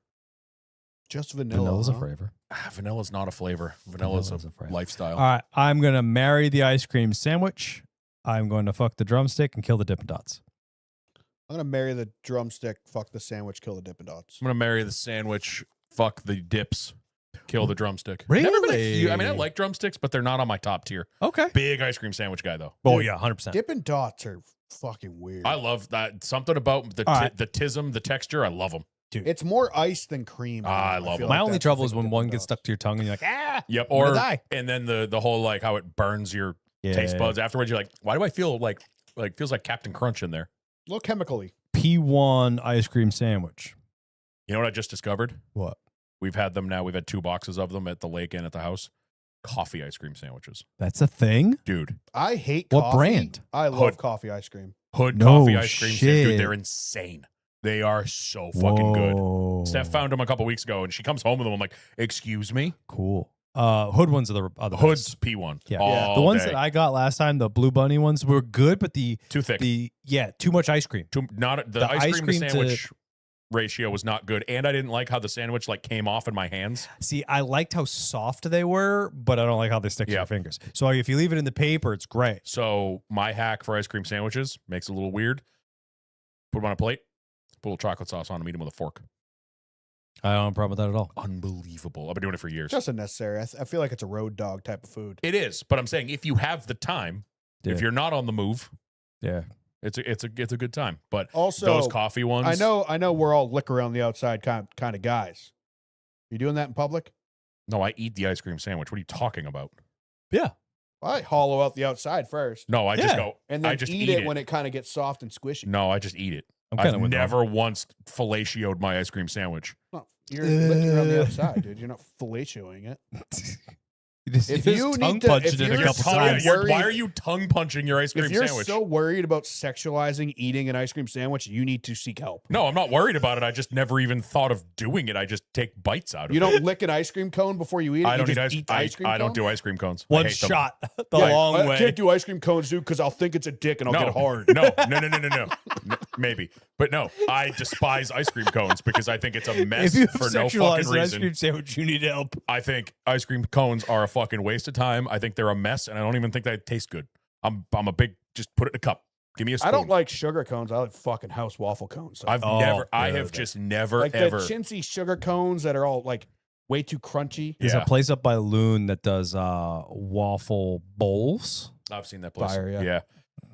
Top I've tier. never once, I don't like the taste of ice cream cones, and I don't like it's fucking 85 degrees, and I have to quickly eat this thing before it gets all See, that's over why my you get hands. the cone and the cup and just put the cup. Yeah, cone I've on. just I never been normally a do cone that, guy. yeah. Never been a cone guy. And I'll just like break the cone off and just Yeah. make chunks and No. What I'm scream. talking about. I don't know why. It's just a thing. L98 Jake with pour one out for the Bomies. Yep. Never heard that term. That's a new pretty good. one. I like that. The I like that. Bomies. It's a new one. I like that. Downriver Diecast with a trio. Favorite brand of bottled water. I'll tell you my least favorite, Dasani. Poland Spring. Dasani is Poland trash. Spring's my favorite. Poland Spring No P1 question. Yeah. without question. Easy. I was at the gas. I stopped at the gas station on the way here, and I wanted to grab a water bottle. I didn't see Poland Spring. They moved it, and it was just like on a bottom shelf somewhere. All they had was Dasani, and I was like, guess I'll die. So honestly, I'm leaving. honestly, like Dasani doesn't bother me if I'm thirsty. If I have the choice, I'm not getting it. Like if there are other options, but if I'm at one of those places, like let's say we go to Loudon, I think they're a Coke. I think they have Dasani in the fridge. If it's 95 degrees and I'm fucking thirsty, fine, I'll drink it. I don't care. If But it's cold, it's fine. yes, when it gets warm, it tastes It like is plastic. Trash. I It will almost drink needs to be like too cold. a hot Poland Springs 100%. before I drink a Absolutely. room temp Dasani. I was big on Absolutely. Smart Waters for a while. Those are pretty Smart good. Water's solid. Smart I feel Water's like good. those they almost like dry out. I got a my problem. mouth. I got a Like, problem with weird. Smart Water. Yeah, Didn't make 'cause you smarter? They almost have like a slightly salty taste to them. Yeah, a little Yeah, bit. it's like Aren't they just like alkali the- water? it's- Yeah. Yeah. alkali. it's satisfying to drink, but like afterwards, like I almost feel like my mouth's dry. It's like Evian is about the same way. Yeah. My problem with Smart Water is they fill it so high when you take the lid off, it spills every single Yeah. time. Yep. Because you gotta hold it by like the top. Because if you're Which I squeezing the think it middle was- at all, it goes. It was fine with the old bottles, but all new bottles are getting thinner. Yeah. 'cause So you- now it's like you're kind of gripping it to open it, And you're squeezing it. and you You're gripping then squeezing. Are you doing it, Norm? Can you show me one more time? Clip that. he's gripping it and he's squeezing it and he's like how Dan Yo, eats ice cream. the ketchup. I'm not the one tongue punching my fucking ice cream sandwiches, buddy. You're the one phrasing it like that. See what you got to do with the Smart Water is like I do to Dan. You just put your finger in the top and plug it so Yeah. it can't come out. You just got to boof it. I'm not done yet. That's how I eat my ice cream sandwiches. I just boof them. I eat my ice cream sandwiches in my back door, in my bottom mouth. That's also that's also how Dan opens his Smart Waters. Yeah, no Spits spilling. and twists. No spilling, baby. Grippers. What did he say? I call that move the spummer. I knew I'd get him. I just had to keep him going. Oh, Jesus. The problem is I'm going to go home and I'm going to be like, "Ooh, an ice cream sandwich sounds good." I'm not going to be able to not see Norm just going to his fucking ice cream sandwich. I hope I see Norm doing that to an ice cream sandwich. I don't know why you guys are eating ice cream sandwiches like that. It's just a No, I just go. you, like, you gotta like the outsides poke out. You want them to poke in. I just I know take exactly that what way you're talking about, and I it's do good. it too. No. I haven't done it in a long time, but I like religiously did it as a kid because it makes ice cream sandwich last longer. But too. it's like eating a hot dog in public. You kind of just got to check your surroundings first. Yeah. No, I don't care. Well, we know It's you a don't very, care. it's a I very don't care. personal thing. I'll make it a very public thing. You guys can watch, sign up for it. $3 a month. can't $5 wait. a month. First- like first Natalie 30 Decker. days. I free. cannot fucking wait for the ice cream sandwiches allowed. now Yo, I'm just gonna stare you I in hope the you do, in the yeah. soul I'm going to need as you to I do that. just go around the outside of my ice cream sandwich. Did you find the spot yet? No, that spot doesn't exist. Actually, never mind. Stop. It's just Next question. We got a lot. please hurry up. Sorry, headphone users. My ears. Mine don't work anyway. I hope somebody tomorrow is sitting in traffic with their windows down right when that comes on. First song you put on first song you're putting on during a road trip. Life is a Highway. Cars theme. I don't have one. I just throw music on. I put on the NASCAR 98 playlist on Oh, Spotify. Great. Bangers. Great. Or Couch Boys 69 Your Mom playlist from Norm. Big booty mix. Any of the big booty mixes. Yeah. Big Choose booty in mix. Texas. Yeah, did you I see can what tell. did you see what I posted? Or Kozlowski. Did you see that? No. Hold on, I want the exact he's an Ella fella. I want now. the exact quote that he tweeted last night. Here it is. Tweeted this at 10 o'clock last night. Not much of a new country music guy, but finally cracked and started listening to Ella Langley music, tagged her. Was humming Choosing Texas all race long and had a great day. Maybe this is a good omen. Hell yeah. Ella fella. We should buy him a hat and tell Priest to give it to him. The Yeah, we Ella should. fella hat. Yeah. My official If I buy one, I'm road putting it trip on my own startup head. song is "Shiny Teeth" by Chip Skylark. Why did I just not see that coming? I drive a Chevrolet movie theater. Banger. Yeah. Interior crocodile. I saw him commenting on an Instagram post the other Hell day. yeah. I was like, he's still alive? And perfect spot. Sorry. God, I can't read. Perfect summer vacation spot. Lake, mountains, lake, something. Combination of the two. I'm an ocean guy. Yeah, I'm a lake guy. I'm a lake person. Ocean beach. Ocean to me just means sandy and salty and bleh. And Yeah. I'm And just people. big lake guy. I'd rather like a lake house. Yep. I'm all about I like don't even need to be in the water. Just looking at it's good enough for me. Yeah, honestly, like you give me a week off with nothing to do, I'm going to the lake. That's the game. Or camper up north. You like wanna I know said, what's or crazy? mountains like up north. I've never swum in a lake. Yeah, you could have for the last 4 fucking years, but every True. time I You've invite never you, done what at a lake? Never went swimming in a lake. every time I fucking invite you, you got something else to do or some excuse or I just had surgery or it's fucking getting kind of ridiculous. I haven't like intentionally swum in a lake. Yeah, because We we usually didn't. getting launched off a tube or a Well, jet we ski. didn't swim when you guys came up because No, it it was wasn't. pretty chilly. It was like 60, and the lake was still cold at that point. Actually, Sam Valley 95 with the last trio. Most sketchy situation you've ever been in. when me and Mark McDermott got mugged on Elm Street. I don't know if you were around in those days. We used to hang out. All the car guys used to hang out on Elm Street in Manchester. No. We had a spot we'd all park in, but it was cool because it was right on the main road. And there was one night I went out. It was just me, my wife, my buddy Mark, because no one showed up. It was like 10 o'clock at night. Some fucking guy, because it's kind of close to where like the unhoused live. Dude comes up and he's kind of trying to talk to us, and we're writing him off or whatever. And then he gets real serious and like says he's got a knife and all this other bullshit. We're kind of laughing at him. Like, I took my wallet out because I don't really carry cash or anything. I was like, you want this Red Sox ticket from 3 years ago? Like, we're fucking with him. And then he swung and tried to punch my buddy Mark and ran away. Nice. So we called the cops. They came, like, took a report, whatever. We go home. And like 2 hours later, it's now 2 o'clock in the morning. The cops call us. They're like, hey, can you come to the station? Because we think we got the guy. And I was like, oh, why? What do you mean? They go, oh, he went to one of the hospitals and was trying to break into the pharmacy to try to get drugs. So we fucking cruised down to the police station. They gave me the photo lineup and stuff. So I asked him, I'm like, silly question. He said he had a knife on him. Was that true? And he goes, the cop's like, oh yeah, he had a big one on him. And I'm like, oh, me and Mark were just shit talking this guy. Well, because we thought he was just some fucking idiot. Yeah. It was big though. You would have seen it coming. Come to find out, he had a quite large blade on him that he could have used on it. So I sliced y'all up. kind of thought about it after. Maybe I should keep my mouth shut. For me, I was in a friend's Corvette and he was racing another car. Doesn't matter. We wrecked at I don't know, probably 160, give or take. Oof. Ripped the car pretty much in Did you half. win? Not sure. Motor was torn out. Like He doesn't the whole nine remember yards. Don't really remember much of it. Full cage, harnessed, whatever. Still sketchy though. So we went skidding down the road, and I'm fucking all jacked up. Like, what happened? On adrenaline or? No, like adrenaline. Yeah. Okay. Yeah. Like, Wow. I'm just like, well, we just got my noggin Yeah. scrambled, spun around a whole bunch of times, didn't know what the fuck was going on. So I climb out of the car and I'm standing on 93 southbound. Ugh. I'm in the middle of the highway. I'm like, oh, You fuck. got out of what's left of the car? Yeah. Yeah. So I hightailed it to the side of the road. I would have. Yeah, that's a smart move. I guess mine would be like an almost, kind of like Dan's. I've had a couple near misses in cars Oh, yeah. that are really not worth writing home about. They were just like scary in the moment, but like looking back on it, like I would like maybe broken an arm. I'd say like my closest near miss with like I could have died was I was in Miami, Florida. I was going into my senior year in high school. It was me, my buddy, 2 girls, and we went down to Florida, stayed with my aunt and uncle, and we went to the Patriots game in Miami. I think you've I told me almost about got beat this. up by Rick Ross. What up, homie?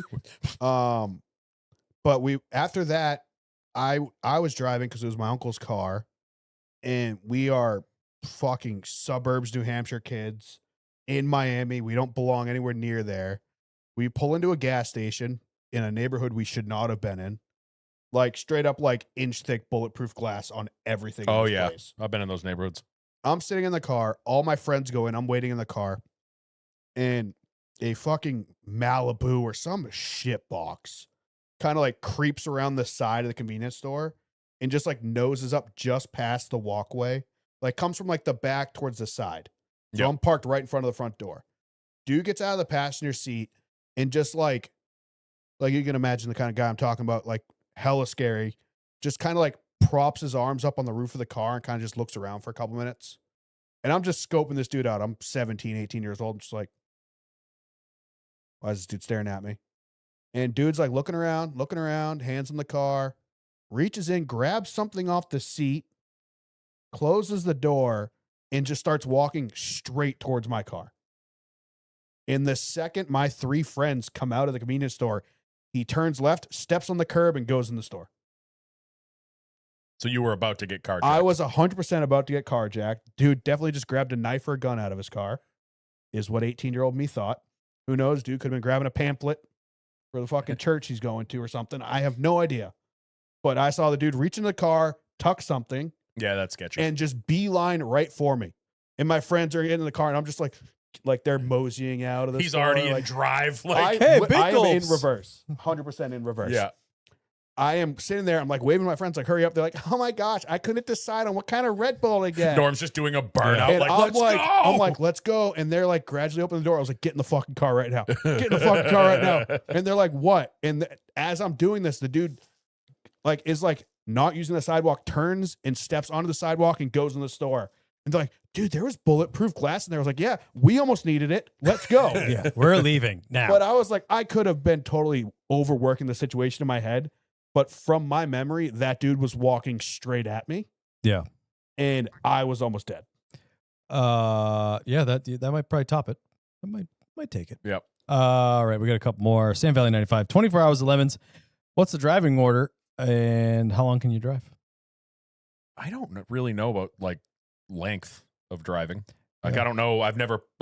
We did the howler that time, and after about 60 laps, I was falling out of the seat, but that's because I had the stock seat and seat belt. Like, I was holding myself up. Like, with a proper seat and harness, it probably would have been a little easier. I don't know what the details are of Lemons and how long it is. I think it's like 6 hours or Yeah, something like that. I'm total. allegedly supposed to maybe join Jet when they come to Loudon and do that, because I told him, he asked me to park the trailer in my driveway, and I was like, got a stint for me?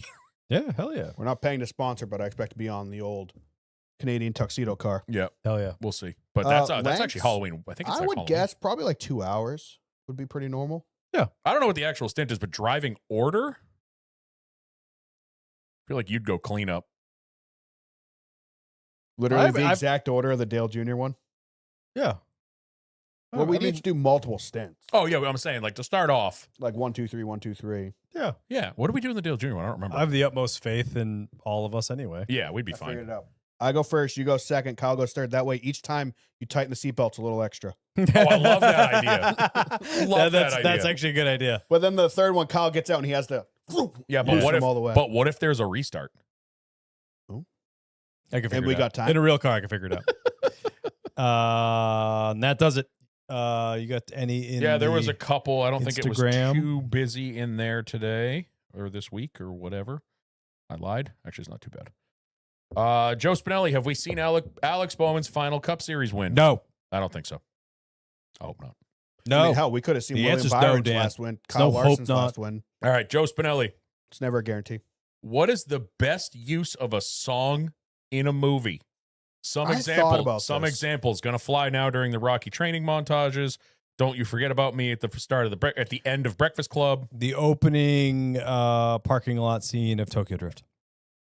Opening parking. Well, it's not lots. the opening, Oh! but when he opens the garage, the elevator door. No. He's talking in when the they high school pull parking into lot. the parking Oh. lot. The high school. I'm thinking The first time.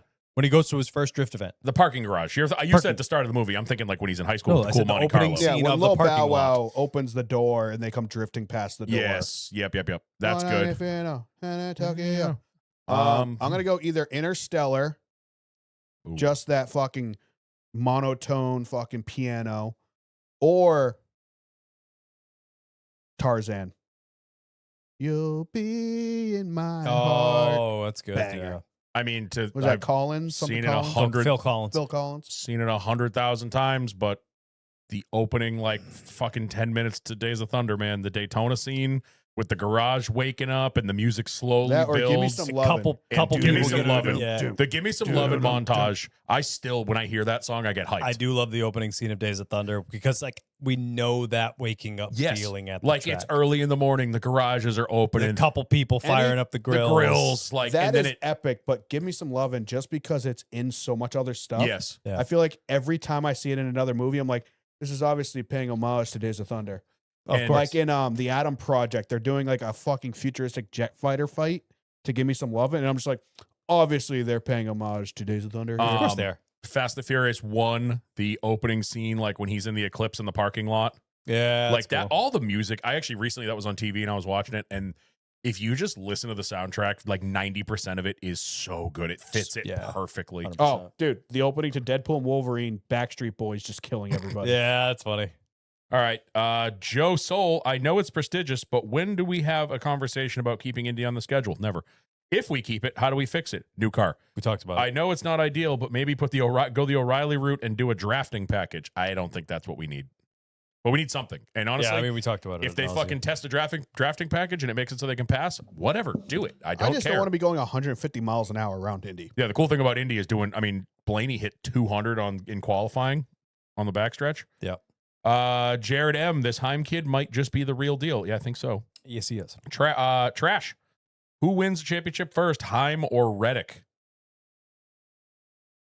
I mean, Reddick's season's not over. Yeah.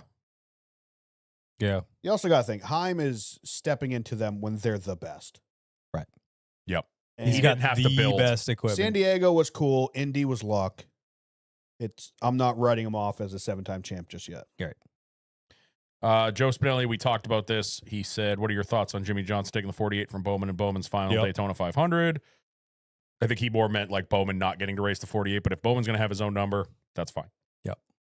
Skyflyer asked this a few months ago if Hendrick should be panicked with their lack of pace and the fact that the Spire cars were on equal ground for the most part. As of recently, it seems like it's gotten worse for Hendrick, with none of the cars having a top 10 in the last 3 weeks. Do we really think the Gabehart setups are that big of a difference maker, or is something terribly wrong at Hendrick? No, I mean the last couple weeks, like Bowman's accident at North Wilkesboro basically just wrecked the rest of the teams. Like, and the last time they didn't finish in the top 10 was like 2020. So it's not like it's been that long per se. So like, I'm not hitting the panic button at all. And I'm The Spire caressing the panic button. I'm not. yeah, I'm hovering over it. I haven't panic started is the wrong tweaking it word. yet, but yeah, I think they need to address things. Yep. yeah, I think they always need to be striving to be better and find out where their weak links are right now and fix them. But I don't think the word panic should ever exist with Hendrick Motorsports. no, I don't know. They are the best team in NASCAR, whether you want to like it or not. They will overcome this. Oh, yeah. And it's just a cold spell right now. The new Chevy body obviously isn't all that, or they haven't quite figured out how to take advantage of it yet. Yep. But it's the best, biggest, brightest team in NASCAR with the most fucking tools in their shed. Like they can do anything they want and they'll overcome this. And Spire- Chevy is Spire- on their campus. Yeah. Spire did pass them in owner points this week, though, Yeah, but Which is Spire stole crazy. from Joe Gibbs. So allegedly. Yeah. And then the last one in Discord, Chris Leone. Oh, boy. Here we go. it's starting to hold some weight It though, is because starting to- it is Spire's starting to doing hold pretty some damn weight. good. Denny he threw a little jab in his show. He said something Yeah, like, he's the like, yeah, they did satellite pretty, team. he's like, yeah, they did pretty good with our setups. And then just kind of laughed and moved on. Like, what's the best Chevy? He goes, this Joe Gibbs Racing. Yeah. He's our satellite satellite team, team. Spire. Well, they said something on DBC like Joe Gibbs Racing qualified all cars in the top 7 or something like that. And because the 2 Spire cars Yeah. were in the top 7. Yeah. 3. All right, last one, Chris Leone. To me, what Kyle Larson said seemed pretty obvious. 3 hours is too long. That's a unit of time. Why do you guys think that this was interpreted as purely a race distance and lap count comment? Everybody's complained about the length of stage cautions for ages. Why did it seem like neither the fans nor the media was willing to make that connection? Overreaction? Everyone jumped to they want to shorten the races? I don't know. It just didn't. Larson also says stuff in interviews and it gets taken out of context He does that a lot. and it gets kind of overblown. Like, what was the last thing? He said something about fucking Talladega Nights or something like that. Yeah, there was And something. everyone's like, oh my God, kick him out of NASCAR. He doesn't like Talladega Nights. He goes, no, it's a joke movie. And if you think it's serious, it makes us look like a joke. which Like, I that's agree all he with. said. Bubba said the same thing. Yeah, too. a comedy movie is a comedy. It's going to poke fun at a subject. If you take that as gospel, it is therefore everyone's going to think your thing is a joke. I just feel like the initial reaction was that they wanted to take Also- laps away, and then it just grew like wildfire. Biggest news of the week. Christopher Bell has never seen Days of Thunder. Oh, I saw that. That dude should never win a race again. No, Explains I a agree. lot. And then the second part of Chris's question with the Scott Dixon Don't like reactions. him. Who? Bell. I just Yeah, don't. he's boring. just Boring. Christopher David Bale. With the Scott Dixon reactions, the response to Larson, and now the rapid "we don't need to go to Indy anymore" takes. What would you consider the state of NASCAR media right now? Not NASCAR media, but NASCAR socials are trash. It's just it's just the way media is in This general. week- It's like everyone is. Let me finish. No, Ever. I'll always finish first. It's the way that the media is now. It's just getting reactions out of people. Clickbait. It's any kind of Yeah. media. It's the news. It's Fox. It's CNN. It's the local news. Whatever. It's internet news. It's just to get reactions out of people because reaction gets clicks and clicks get traction. And then more traction you have, the more ads you could sell and the more money you can make. So it's just reactionary. So people just dive all over it. And then obviously Twitter, anyone can say anything that they want, and it's just it snowballs. Well, So that's what I was thinking. what it is. I was thinking that with this, not necessarily media, but like I just said with the first thing about the race lengths, all it takes is like one person to say something, and it catches a little fire, and then it just spreads like wildfire, and then that's all you see, and it's I don't know. I'm so fucking sick of it. And sorry, that wasn't the last one. Carteropoulos correct. I think it's also Twitter has never been taken that seriously. And I think these networks and media people have kind of overcorrected. And now they're taking everything on Twitter Yep. super seriously. Yep. yeah. So you're getting a lot more like heated arguments because people are like, it used to be like, yeah, I saw it on Twitter. Who gives a shit? Or like, oh, yeah, some dude posted that. No big deal. But now it's like some dude posted that. I need to reply to it. Yep. And it's like the people that used to be kind of like above it and like where the broadcasters, where the TV personalities are now engaging in it. Right. And I think it's kind of stirring up more stuff. Agree. Okay, the last one isn't we need a reaction. Carteropoulos sent me that. What the fuck? That is the cookout shake menu, and he Okay. wants a reaction. Banana. What do you- Cookies and cream. Banana and Okay. options. Banana and options. It's really not It just looks like an lot. ice cream place, but it's shakes instead Well, of you- ice cream. You got banana with 1, 2, 3, 4, 5, 6, 7 different things. You got chocolate chip with 4, 5, 6, 7 different things on top of it. So it's like banana and peanut butter and pineapple by itself, chocolate and cherry by itself. So it's like it's all these Yeah. combinations. So there's nothing obscure on this long list. Oh, orange push up. Let me go. Let me get there one. I think that's the reaction we're looking for. What are you going with? The cheesecake one with the fruit Oreo looked mint pretty- looks Dude, good. Oreo mint. Fuck. It's nothing crazy. Aside from fresh eggnog. Oh, it's only in December. That's a that makes December sense. one, yeah. Yeah. I mean, these look fantastic. Yeah. All of them look fantastic. I agree. So there you go. There's your Yeah, give me one of them. reaction. Give me one of all of them. Is that it? yeah. That's it. Cool. That's all I got. That's going to do it for the questions. And that's going to do it for yet another episode of the Loose is Fast podcast. We are going to take the week off. There's just going to be nothing. I mean, everybody's already said the whole industry's going on vacation. We could do a Zoom episode, but what's the point? There's not going to There's be a lot going to to be talk nothing about. to talk about. So unless something large happens in the next 14 days, The only thing that's going to happen is people are going to stir up Twitter. pretty much.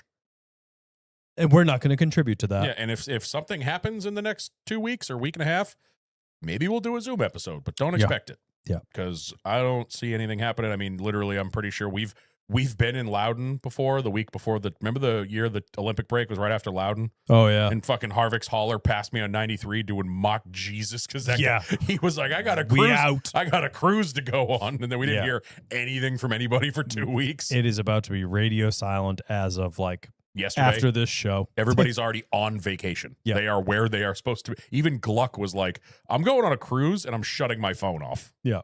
like, Yep. I am going away with my family. And yeah, so we'll see you guys in 2 weeks. But I'm going to before work. any Yeah, of I'm that, going to work. follow us at loosesfast_pod on Instagram and Twitter, the Loosest Fast podcast on YouTube. Go in the link in the bio on the Instagram and Twitter. You will find the link to our Discord, which is where all of the fun is actually had. Come join our little community. Talk racing. We talk food. We talk pets. We talk all sorts of stuff. yeah. Chris Leone has hot takes all week. Ice cold. Ice cold. It's a good time. So do that. Go to loosestfastpodcast.com. Get yourself some merch. Wear it to a bar mitzvah. Wear it to the track. Anywhere you need to go. It works for everything. Trust Church. me. Wear it to church. Yep. Absolutely. There's one of them. There's a couple of them that you can't wear to church, but there's No. plenty of them that you can. I think you can wear well. Definitely get the metal logo tee to wear to church. That'd be good. That's a good one. Have we sold a single one of those? No. Sick.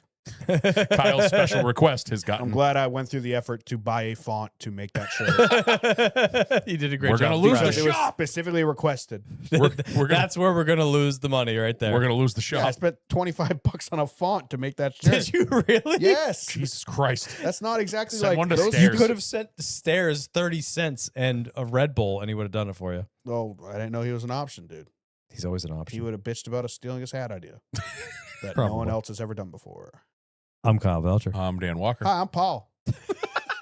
And we'll catch you Never. next time. Bye, bitch. I'm Jeff. My name is Jeff.